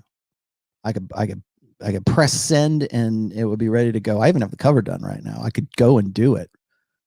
I've gone through 2 rounds of edits. It's probably the best edited book I've ever done, but I'm not going to do it yet. I mean, well, first of all, it's because of the lockdown. But second of all, I wouldn't do it right now, even if it was, because it's not where I want it to be.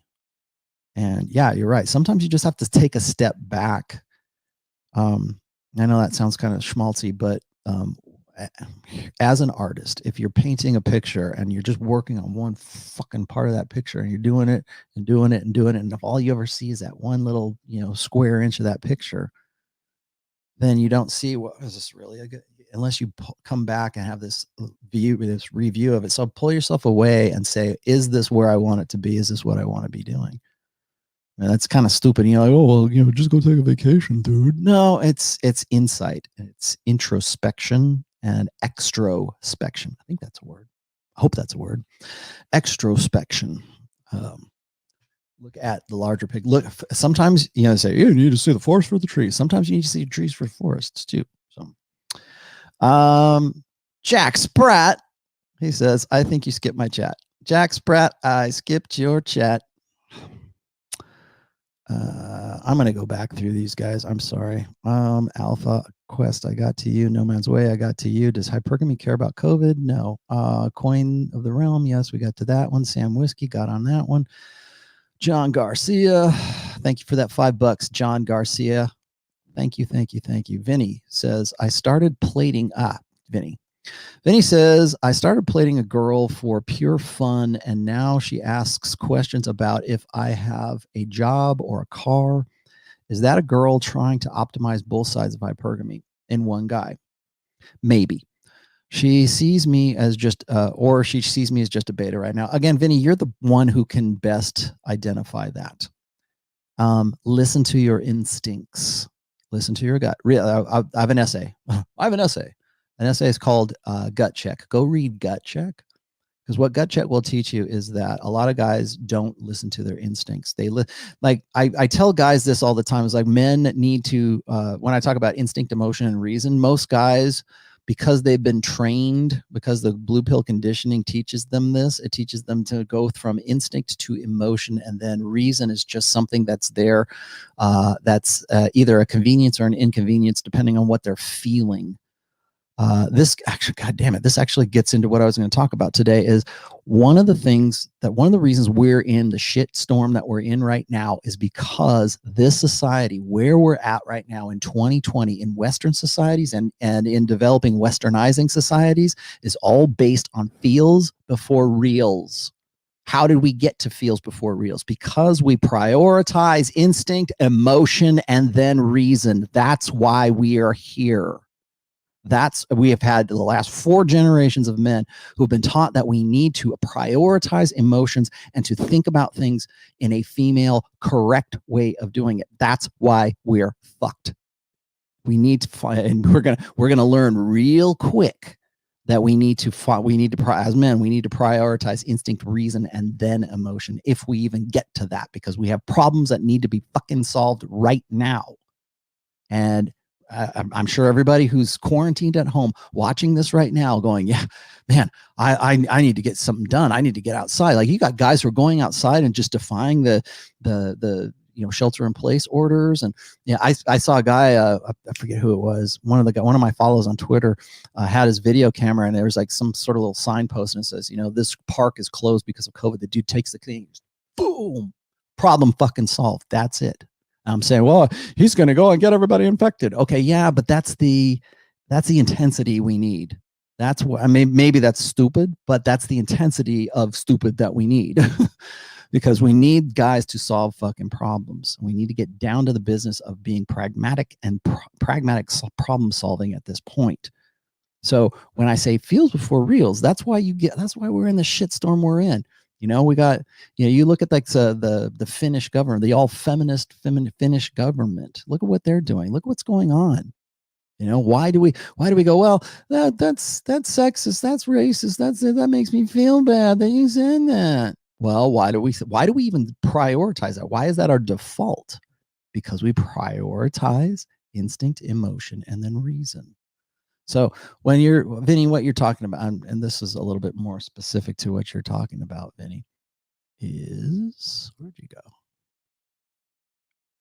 There's Vinny. You have a job, you have a car, blah, blah, blah. Is she, well, okay, so here's the thing is, if you're beta or you're not. If you're acting in a certain way, what your situation is. And that woman picks up on it too. So I'm not the one you need to ask. You need to ask yourself. You need to have the insight to say, is this going? Am I creating frame here? Is this woman?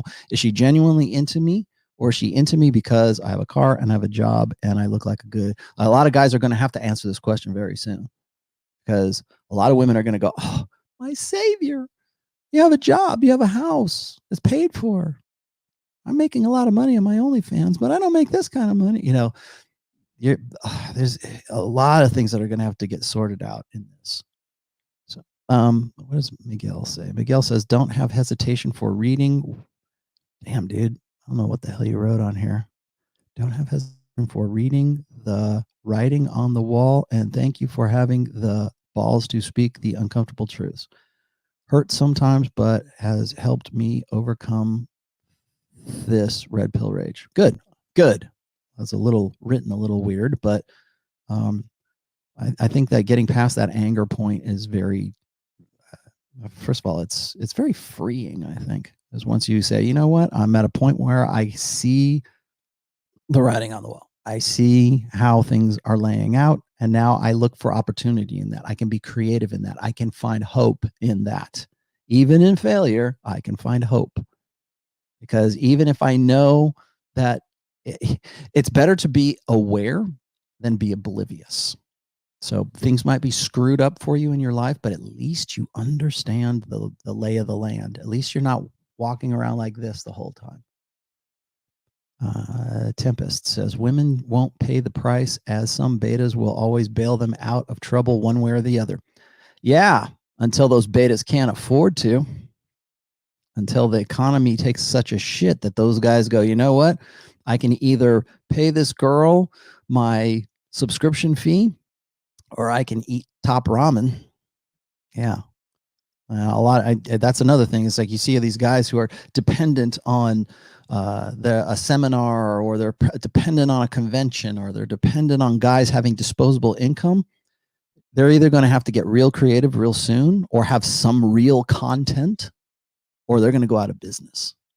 Because a lot of the guys, we're fast approaching a time, and very fast approaching a time where disposable income will be something we used to think, man, remember when I had that disposable income?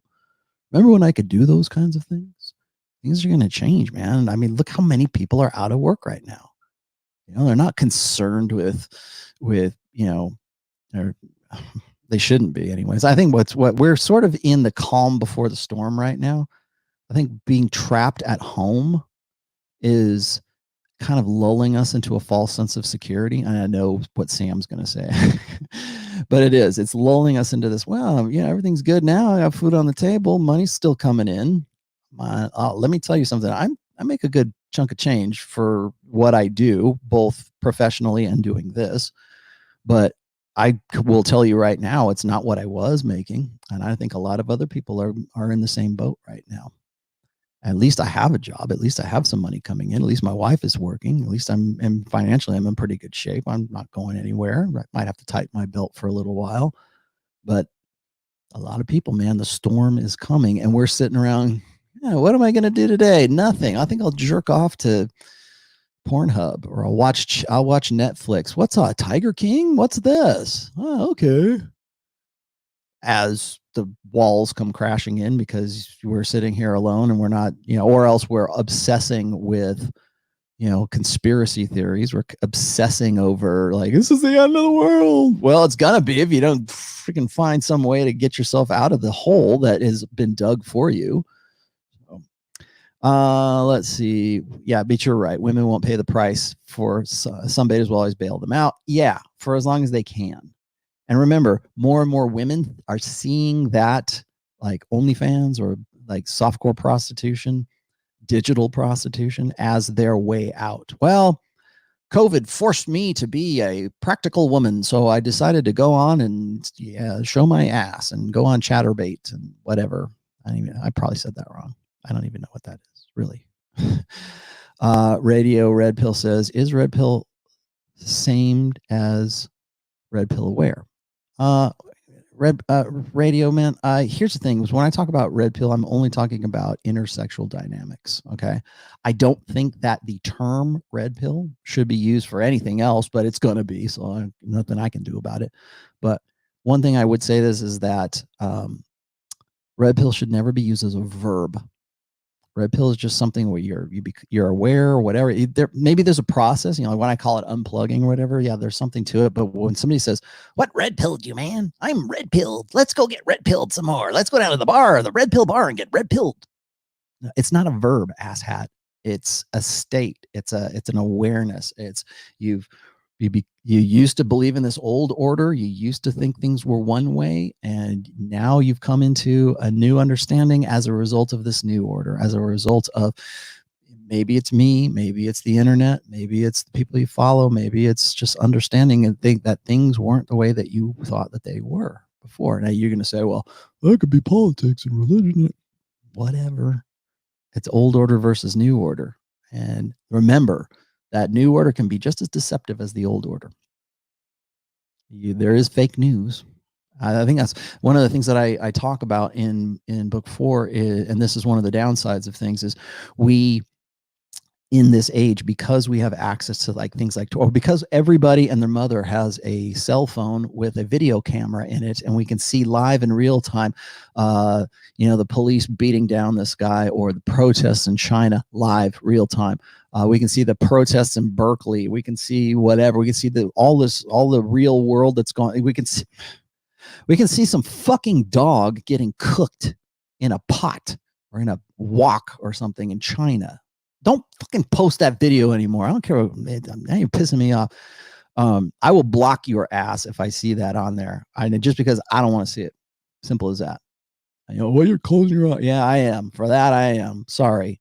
But we can see that real time. And we can see how the media portrays those things. And we say, well, the media is lying to us. That's fake news. Even Trump uses that. You guys are fake news. You guys are fake news. Yeah. And we've known that for a while. So if they're lying about this now, what were they lying about before we had the internet?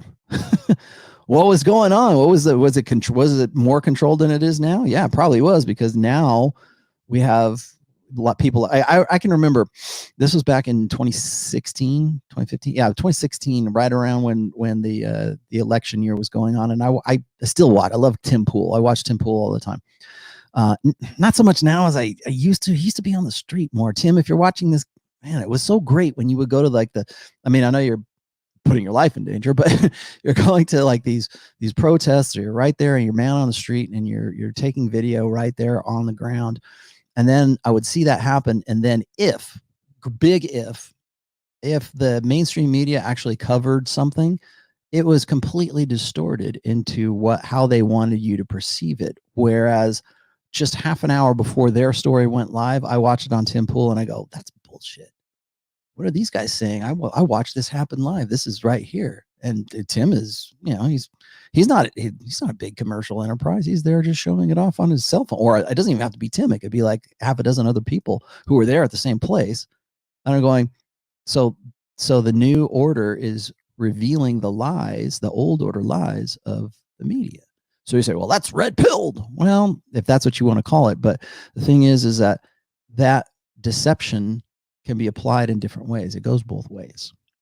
So something to keep in mind. But again, it's old order versus what the new order, the capacity for us to actually research things. Like when I talk about learning things, where I talk about mastery, for example, I talk about like how you can go on YouTube and you can find a video on how to like hang drywall. It doesn't make you a drywall expert, or it doesn't mean you should go start your own construction company.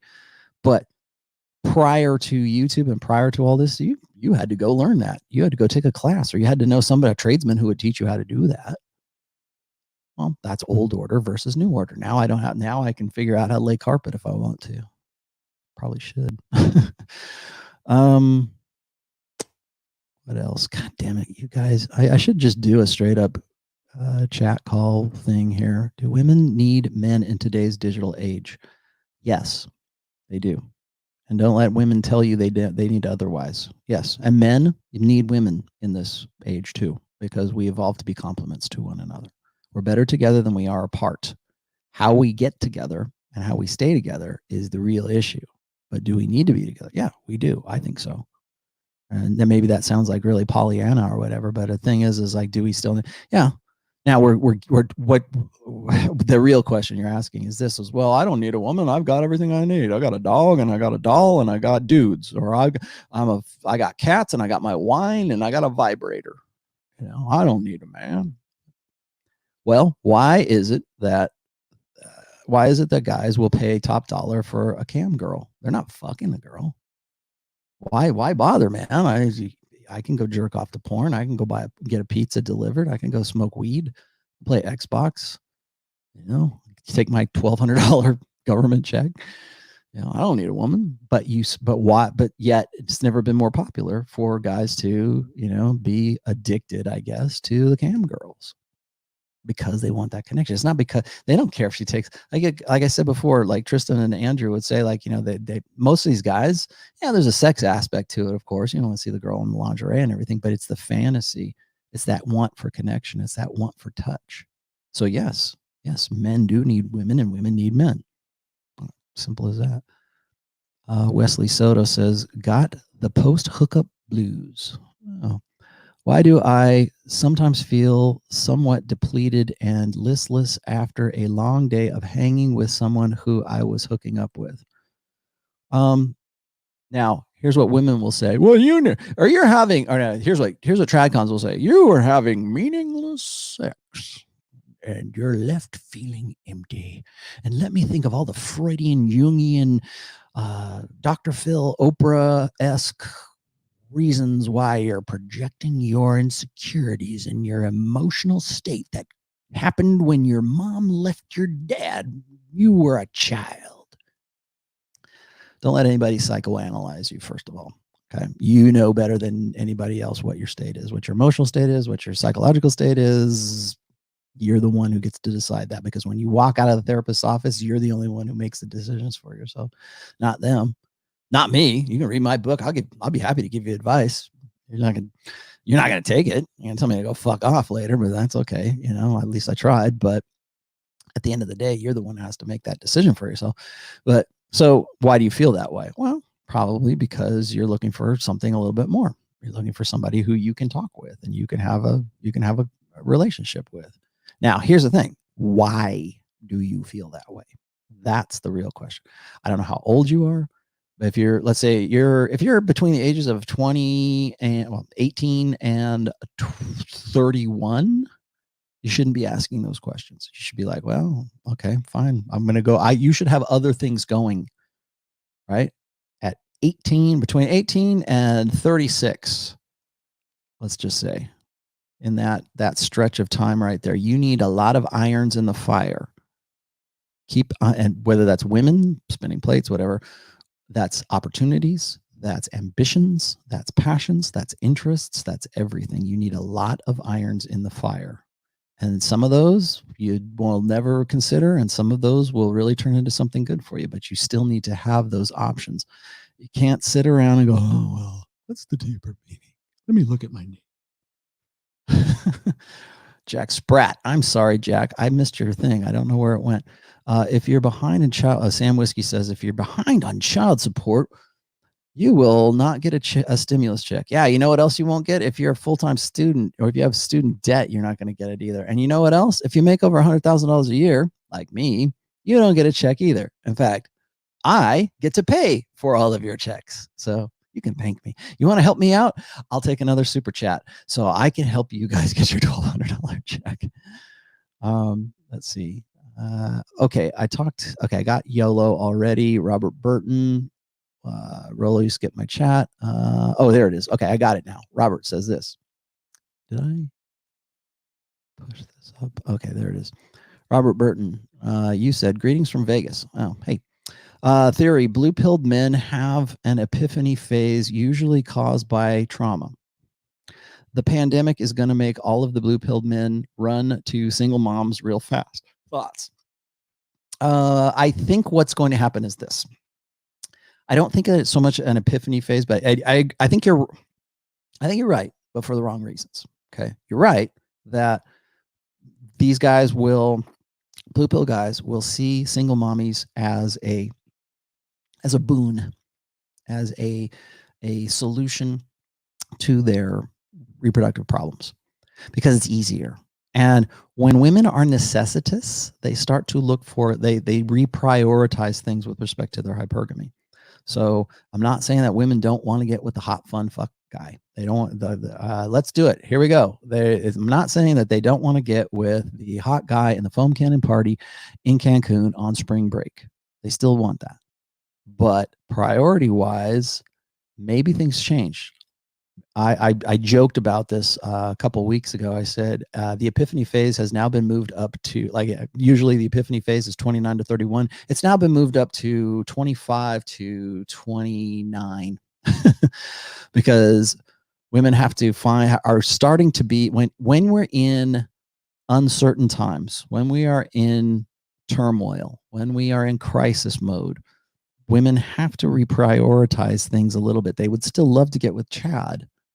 I would still love to have sex with that guy and have fun with that guy, but that is prioritized beneath the fact that they need long-term security, particularly in an insecure world. So what you will see happen is, whether they're single mommies or not, most of them are, because as you know, 43% of births, at least in the United States, are out of wedlock births. But what they will do is they will rely, and I got in trouble for this not too long ago, they will rely on convincing guys that it is men's duty to take them in. Save me, help me, be my savior. This is what I wrote about this. It's in book 1. It's called the Saviour schema. And I think it's in book 1. Savior schema is this, is that, and all men sort of naturally default to the savior schema, which is, I do this for you, you appreciate me and reciprocate, and with sex or intimacy or some kind of relationship, or at least the pretense that there could be. Now, this is the Chris Rock joke, right? Like every guy is offering dick, right? Can I get those groceries for you? How about some dick? Oh, can I fix your flat tire? How about some dick? You know, there's that. That's the savior schema. That's the transactional. That's usually, when we're talking about blue pill guys, that's the transactional nature. If I do these things, if I wash all the dishes, she'll have sex with me. If I, and women love that. Women do this all. It's chore play. Exactly. This is chore play on a bigger scale. Okay.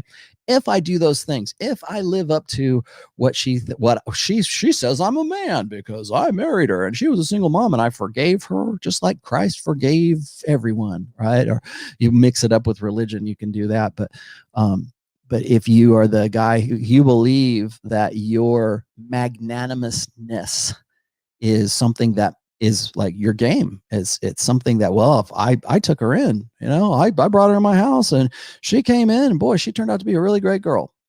And now we've been married for 10 years and I took her in and I've adopted the kids. They're mine too. Boy, that guy she had sex with was a real loser. And they'll feel very good about themselves because we're in a feminine primary, feminine correct society that tells those guys, if you do that, you'll be a man. Well, you don't know what a man is from the time you're 5 years old till now, or you subjectively make it up as you go along. But guess what? Because you did that, now you're a man. Here's the man card.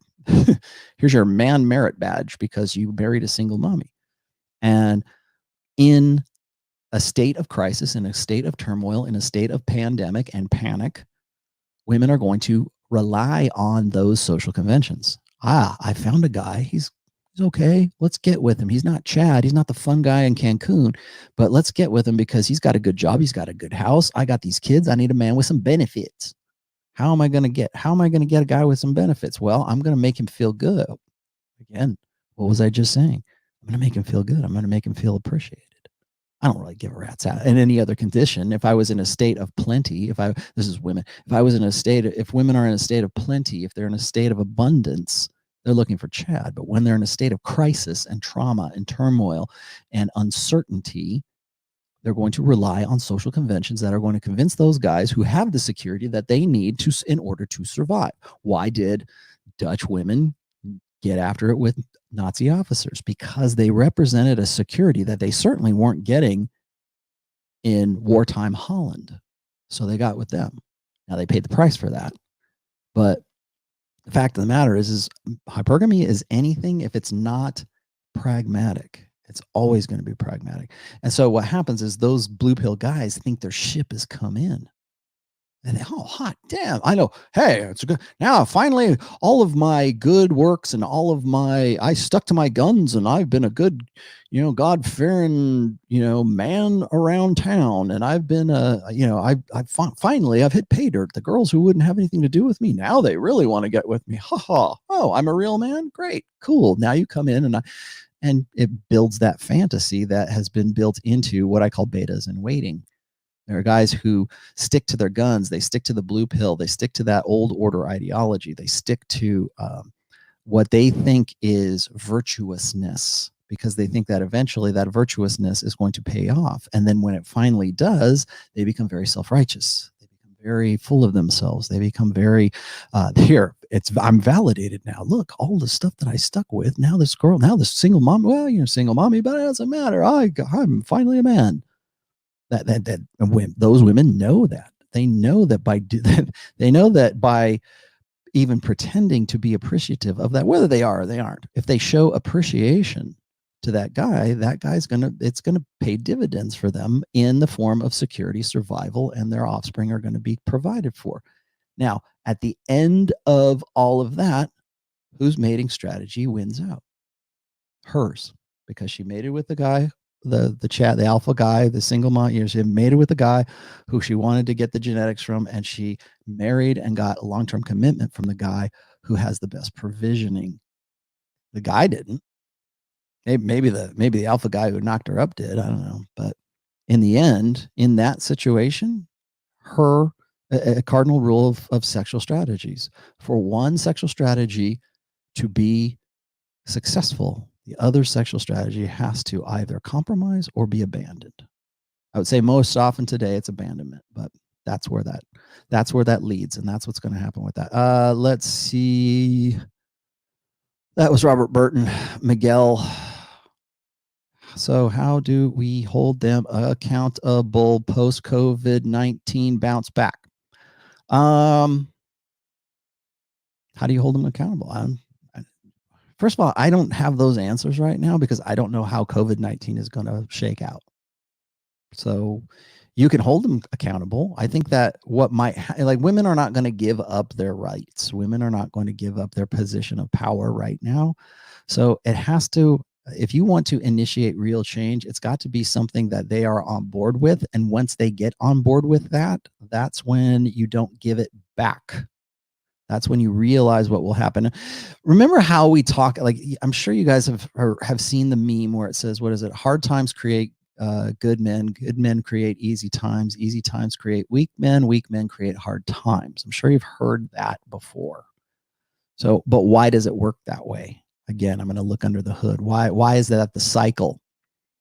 So what will happen is this, is even if we could hold women accountable and we say, okay, well, we're in some bad times right now. We need strong men to correct those things. Okay, great. What happens then is those strong men correct those bad times, and those bad times become good times. And those good times, that's when we forget. That's when we forget about the consequences. That's when we forget about the real true nature of women. And we go through this cycle where we become ignorant to things that might have been. I'm not saying everything in the old order was bad, by the way. I don't want to present that as if that I think that a lot of stuff is being shaken up, and we know the truth about things in the old order. In the old order, some of the stuff is really good. Like some of the, like I said, I've been researching a lot of Old Testament stuff, and I'm like old order religion stuff. Yeah, people will always say, well, Rollo, my religion was really the real first red pill. Yeah, okay, maybe you're right. Why is your church forgotten all about that? Well, because we're in that cycle. We're in the cycle of now we're going hard time. We're going into hard times. We need strong men. And we don't need and here's what I hope. Here's my hope for the future. I'm going to give you a little bit of hope here at the end because I'm 2 hours and 12 minutes in right now. Hope for the future is this. Here's what I hope you will do, because I will probably be dead by the time this actually happens. So people watching this after I'm dead and gone, here's what I hope happens. I hope you remember this shit. I hope you remember this and you pass this shit on to your kids and teach them, because eventually they're going to forget. Maybe not the next generation, but the generation after that. The old generation, they're all full of crap. We do that all the time. I do that with my own, the generation that came before me. Okay, boomer, right? We'll go and throw those things out there, and they're funny, but maybe those boomers knew something. Or maybe the reason that you think that that's funny or that they're irrelevant is because you have new data that makes them irrelevant, and they don't know that. But the thing is the cycle still continues. So you go through a cycle of enlightenment and awareness, which is where I think we're at right now. Why do women hate me or why do blue pill men hate me for revealing truths that they would rather keep under wraps? Because it disempowers them. It disempowers them ego wise, if not financially or anything else, because a lot of times truth is not good for business. Lies are way better for business than truth ever will be. And that's why what I do, and I try to stay as objective in my assessments of what truth is and what's not. That's why I I'm the target of a lot of crap because guys, I'm bad for business. I'll be happy to connect dots, and I don't even. It's not like I'm throwing rocks at people. It's like I just connect dots. People would rather not be connected. Well, one of those dots is that even if you are that strong man in that strong generation and that's we're going to make better times, right? Well, once you get to those better times, guess what? The weak men that come from those better times are going to forget all about your struggles. They don't give a fuck. They think you're a boomer. They think you're an idiot. They think, oh, what? We don't do it like that. Hey, we need to have drag queen story hour. That sounds like a great idea. Oh, great. So now that becomes the norm, and that leads to tough times. And I'm not just saying that. I'm just joking around. But then the cycle continues. If I have one piece of advice for men going forward into the future is remember. And we've never had a technology base where we could remember, where we had access to this anymore, where we saw what happened in black and white. It's interesting to me, and I'll continue here in just a second, but what's interesting to me, and I put this, I alluded to that. I don't know, maybe I will write something a little more in depth about it, but if you like, I watched that movie. What was it? Is it Peter Jackson? I forget. I watched Dan Carlin a lot. I like Dan Carlin's Hardcore History. I don't know if you haven't seen Hardcore History, go look it up. It's really great. But I was really interested, and this was about a couple of years ago because it was a 100-year anniversary of World War I. And there's a great movie out called 1917 right now, but there was another documentary where they got all these old films and they colorized them. And I want to say it was Peter Jackson that did this. And it says, "And they shall not grow old." That's what it was. I think it's on Netflix right now. But what's fascinating to me is these are young guys. Like in some cases, they're 17 years old. And so they're right around 17, 18, maybe a guy who reached his like 25th birthday back then was a rarity during the First World War, if you were in wartime Europe. And it was just a meat grinder. I mean, millions of people died, and men mostly, but women as well. But what blew me away about watching that is you see these kids who are being filmed, and they're goofs, man. They're goofs like I was, like you were, like anybody else was. And here they are in 1916, right? Middle of the war. And they're having their photos taken, and they're having the very earliest films shot of them. And here we are now in 2020, and we look at those, and there's a recording of those guys that will go on forever.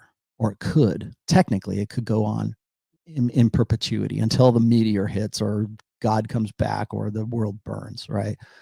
Though we can still see what it was like to be a 17-year-old guy in 1916 and be at war or whatever. And maybe that's just weird to me. This is the shit that you remember. This is the shit I think about at like 1:30 in the morning when I wake up. Like we have, like, those guys, when that was happening, they didn't think, oh man, this is going to be great. In 2020, Rollo Tomassi is going to talk about us when we're here on the battle, on the All Quiet on the Western Front, right? They didn't know that. They're just there doing their thing. I remember I can go through and look at pictures of me from like when I was 16 or when I was in my 20s, or like when I have video of myself from when I was like 23 and I was on the Party Machine. I did some stuff for Paramount Pictures. I served as, like, I was the rock star guy, right? I did a few things. I did some studio work, and I look back on that and I go, man, that's going to last forever. And I talked about this with respect to women's digital footprint. Like all the stuff that they do sexually right now, they won't be able to escape later on. And in response to that, guys are just going to have to accept it. Or they don't have to, but that's the idea. That's what we're trying to, that's the new social convention that we're trying to, well, it's actually an old social convention, but it's the convention that we are trying to sell this generation of guys, is that you are an insecure piece of shit if you don't accept the fact that she had a gangbang when she was on video, when she was 22 years old in college, because she was just crazy and trying to find herself. And it was her journey of self-discovery. And if you have a problem with that and you won't marry her and put her up with her 2 kids, then there's something wrong with you. That's the social convention that we're trying to sell on guys right now. Anyways, Jack Spratt, any advice for a trucker? All right. Who only takes time off every few weeks regarding dating and plate spinning. Thanks. I know it's off topic, but I don't catch you live, so off. Okay. Well, first of all, Jack, you know what I want to say? Thank you for being a trucker. Thank you for your service, because you're doing a service for us right now by staying on the roads and doing what we need, getting done what we need to get done. I presume you're a trucker who's maybe you're a long haul trucker. Who knows? But trucking is mostly a man's sport, man's job. And if you've watched any of Tucker Carlson, where he talks about the end of men and everything, trucking is one of those industries that's at risk, I guess. But we need you, and we need guys who do that. So let me just say, I appreciate you, man. So here's the deal. Any advice for a trucker who only takes time off every week, every few weeks regarding dating? Well, okay. So the only thing I can tell you is this: is if you are a long haul trucker, and I would presume you are, because you're only taking a few weeks off every now and then. I get this question occasionally. You might think that this is a little weird, but I get this occasionally from guys who go. Who like live in the Pacific Northwest. They're like maybe they live in Seattle, or they're in Northern California, maybe someplace in Oregon. And these are guys, young guys, who will go up to Alaska during the salmon fishing seasons, and they have to literally live there. Or there's sometimes there's like the oil refinery guys that go up there and do the same thing, but because of the seasons and because of the light and everything that happens in Alaska, they only can go up there during certain months of the year. But they're there, and they might be there for like 3, 4, 5 months of the year doing the work that they're doing, like really intense, and then they take the rest of the year off. Sometimes it's fishing, sometimes it's like canning. I think cannery, canneries. I forget what it is. Or else it's like working. They used to have the Alaska pipeline, but now I think it's like in oil work. Same might be true for guys who actually do oil refinery, like on the rigs out in the oceans as well. They go out there and they work, they bust their ass for like 3 months, and then they're done because they made like $200,000, because that's, what they made. And then they get back and they have to restart their lives over and over and over again. Now that might not be you, but it's still kind of the same principle. So my I don't know how old you are. I would still, you probably want to, Jack, you should probably just like email me and I can give you a better assessment of this. But just from what I can glean from your text there, you need to make the most of it when you're off, and then also understand and find you have to sort of say this to yourself. You say, okay, this is how I work. This is what I do. I have guys, I've counseled guys who travel a lot, and then they're home for a while, and they travel some more, and then they're home for a while, and they travel some more, and they ask me, how can I make the most of it? Well, first off, you can date and have you can be like sort of like the Navy plate spinner, right? You got a girl in every port. Maybe you get to certain places more often. Maybe you work those areas. I think the other thing is this: is I don't know how far you travel or what you do, but if that's the case, if you go up to these places, maybe you go to Alaska, maybe you're a long haul trucker, maybe you travel a lot. You need to develop networks within the places that you frequent the most. And the other thing is you need to also understand the differences, like the social, cultural, maybe even economic differences of the women that are in those different locales, and where your, I guess, home base is. I don't know where you live. So maybe you need to move. Maybe you need to be in you need to fish where the fish are. Although what I would suggest, because of you being a trucker, because of you being what it is that you do, you need to invest yourself in spinning plates, at least for the interim, at least for now. Guys think that when I talk about spinning plates, that it means that, oh, well, you just do that forever. You just have meaningless sex, one after the other. No, that's not what I mean. And you know how I know people are idiots? Because they don't read that whole plate spinning theory. Because if they had, they would understand that there is a whole section of plate theory where you transition out of it. So keep that in mind. Be a student of those areas. And then on top of everything else, while you're looking at those different locales, those locations, what are the girls like in this area? What are the girls like over here? What are they like at home? Also remember that those girls are all still unified by a global sexual marketplace, because pretty much all the girls that you would be with in those areas are still going to have cell phones. They're still going to have communications. So, but Jack, hit me up on email and give me a little bit more. Maybe I'll take you on as a counsel. We'll see. Tiger the Brave says, isn't one-itis if I really like one girl but still spin plates? Nah, it can be one-itis, sure. Remember, one-itis is just sort of an unhealthy connection, an unhealthy I don't want to say codependency, but it is I'll say obsession, but it is and people will say, well, shouldn't I be obsessed with the girl that I'm with? No, you shouldn't. It should be you need to be the primary. You need to be the one whose frame is in control, and you will have a healthier relationship because of that. Drapeman says this would be the time for men to do a general strike worldwide. Good luck. This would show politicians and women who truly has the power. All right. Tell you what, you can email me, or you can put this in the comments down there, or you do whatever you want. Tell me how that looks. How does that work? How does that look? And what's the likelihood that women will respond to it, or politicians will respond to it, or even blue pill guys will respond to it? So tell me how that looks. One man's way. I finally caught up to you. Here you are. What does abundance in quarantine, Great Depression look like? Is it just a happy, productive mindset? Well, that's part of it. Again, I'm not going to sell you sweet sunshine. You need to be creative. And this was also on my list of things here. What else? Okay, I talked about Divorce Incorporated. College, by the way, was something I wanted to talk about as well. I think college is going to go bye-bye. I think that a lot of guys, particularly in this sphere, have already been sort of seeing that college is for women right now. Religion is for women right now. Television is for women right now. I hate to say it, but like sometimes, for the most part, even male-oriented professional sports is becoming for women right now. So in that sense, we have to remember what is a male space and what is not a male space. So keep that in mind. But how do you find abundance in this?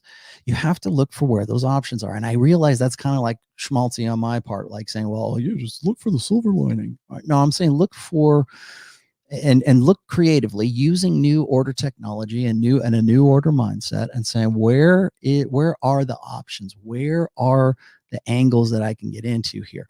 Look at what happens. You know what? Guess what, guys? Women have already outmaneuvered you in a sense, because suddenly, I'll tell you who's making money hand over fist: the guy who started OnlyFans. It's basically Patreon for hookers, or strippers who are going to be out of work. Imagine this. Imagine you're a stripper and now the strip club's closed down because you can't do lap dances anymore because of COVID. Right? So what are you going to do? Well, go online. They're very creative about it. Now, you might not agree with what they do, but there's an angle and they're exploiting that angle. What can you do? What else is there for you to do? I told guys this. I say, like I was saying before, is that, I think college is not going to be quite it's not going to mean what it used to mean. That's college as you're going to get a college degree and you're going to get a good job because of it. That's old order thinking. College in no way guarantees you a good job right now. And I will say this is like in this new order, in this pandemic, going back to the basics might be better for you. Learn to weld, learn a trade, become an electrician. Do something where you can learn how to do that particular trade for a little while, and then put yourself out there, at least in the interim, while you try to figure out an angle on something else. So don't be a cubicle drone. There's going to be a lot of out of work cube farm dwellers. Karen in HR is now out of a job. So she's going to be looking for a welder. She's going to be looking for that guy. I'm just looking at this from my wheelhouse, but that from that perspective. You have to look yes, it's important to keep a positive mindset in all of this, but it's more important to keep a creative mindset. What are the combos here? What can you leverage off of something else to leverage off of something else? You're going to have to think you have to learn to play learn to play chess and learn to think of your moves. Start with 3 moves ahead, then 5 moves ahead, then 7 moves ahead. And that will translate into, again, shame on me. You used an allegory. You used prose. Rollo saying is that you need to be able to, what is it? Robert Greene says you have to be in 48 Laws of Power is you have to understand the spirit of the times. And that requires creative thinking. So stay creative. What else do I have here? Did I miss anybody else? Because I'm about to stop. This has been a very long one. I'm at 2.5 hours. NEO says the internet doesn't forget, always leaves a footprint. OnlyFans and Snapchat Premium will backfire post-COVID when women are ready to settle down. Yeah, unless we convince men that they're the assholes for not forgiving women. That's what will happen. NEO also okay, so you said that. Spencer says, you said something earlier that I've heard you say before. Never realized how incredibly beta it was to me to try and get that revenge fuck from an ex. Yeah, I did that about an hour ago. You don't want revenge sex. You don't want an anger fuck. Okay, first of all, those anger fucks usually lead to unwanted pregnancies, and they go nowhere and they do nothing for you, and they don't improve you in any way, because all they do is they rebond you back to a bad situation that you were probably lucky to get away from in the first place. Muhammad Khan says, how do I get out of mother-son enmeshment? I'm 33. Hard to say, man. You would have to give me a little bit more information about that. Leave. The real simple thing is you have to change your mind about yourself and decide to leave, if that's what you want to do. NEO says, thank you for the stimulus check. Yeah, you're welcome. Frank from Frank Kashani says, thanks for helping with the $1,200 refund. You're welcome too, my friend. Anybody else want to thank me for their $1,200 refund? Please buy my books, because that's the only way I can afford to give you your $1,200 refund. The way you explained buffers led me to NoFap. Okay, well, if that's what works for you, I'm not against NoFap. I just think I just think it's incomplete. Let's just say. Is it one-itis if I like a girl? Okay, I already answered that. NEO says, Rollo, thanks for your help with the stimulus check. Yeah. You guys, you fucking fucks. I'm going to go Joe Pesci on you today. And then let's see. Happy Easter. Thank you, my friend. A hairy butthole wishes me a happy resurrection day. I'm glad you're a Christian, my friend. Should red pill men show their partner red pill knowledge? No. There is a principle called the observer effect. Observing a process changes that process. I'm going to just, I hate to be short with you, math boy, but I have an essay called The Secret of the Red Pill. Go read that. It will explain everything to you. All right, guys, I have gone on for way longer than I thought, but this has been a very good show. We had 1,000 people watching at once. That was great. All right, guys. So here's the thing. Wednesday, I am considering doing a religion and red pill show. I'm going to see if I can have Rabbi Kaba on again. If not, I'll think of something. Tomorrow, I'm going to do before the train wreck. It's going to be at 6:30 Pacific. It'll be 9:30 Eastern. I'll be on with Rich Cooper from Entrepreneurs and Cars. It'll be before the train wreck show. I talked a little bit about it during this show. Go check that out. If you have not subscribed to this channel, why not? By now, there's a lot of people on there. Please hit the like button. I think I deserve at least a few likes for my $1,200 checks that I'm sending you guys. So, so please hit the like button, subscribe, get your friends to subscribe, and also if you would be so kind as to give me a 5-star review on any of my books, that would be great, particularly now because sales are tough right now because people don't have that disposable income that I keep telling you guys about. And I mean that in terms of the print books right now. Actually, I should say that Kindle books are selling pretty strong, but I think that's probably because of the quarantine. So if you would be so kind as to leave a positive review, that would be great. You guys will be the first to know, all of my viewers will be the first to know when my 4th book comes out. I will also announce it on my Patreon. I'm tossing around the idea of putting out a free chapter just for people who have stuck with me this far. I think I might do that. That would be coming, I would say, within the next couple of weeks. And let's see, Wednesday I'll be on. Wednesday will be a 1:30 show, or 1:30 Pacific, 4:30 Eastern show. It'll be the regular time. Like I said, I'm going to see if I can get Rabbi Kaba on. If not, then I'll do something else. And then on Saturday, we will have Rule Zero. That will be April 18th, the day that we were supposed to be doing the Rule Zero live in Las Vegas, that I am very upset and very pissed off and very disappointed that we can't do. Because right now, had things gone according to plan, I would probably be headed on to a plane tomorrow or the next day so I could get down to Vegas and hang out with all you fine folk. Thank you guys for sticking with us. We have rescheduled the Rule Zero live for October 2nd through the 4th, and it will still be in Las Vegas. It will still be at the same places that we were going to have it at. We've just postponed it and pushed it back to make sure what happens in the right time, and make sure that everybody's safe and we're through this COVID thing. So stay safe. Happy Easter. He is risen. And I will see you guys on Wednesday. Well, I'll see you tomorrow night, actually, on Rich's show, but I'll see you Wednesday. Thanks, guys. Bye-bye.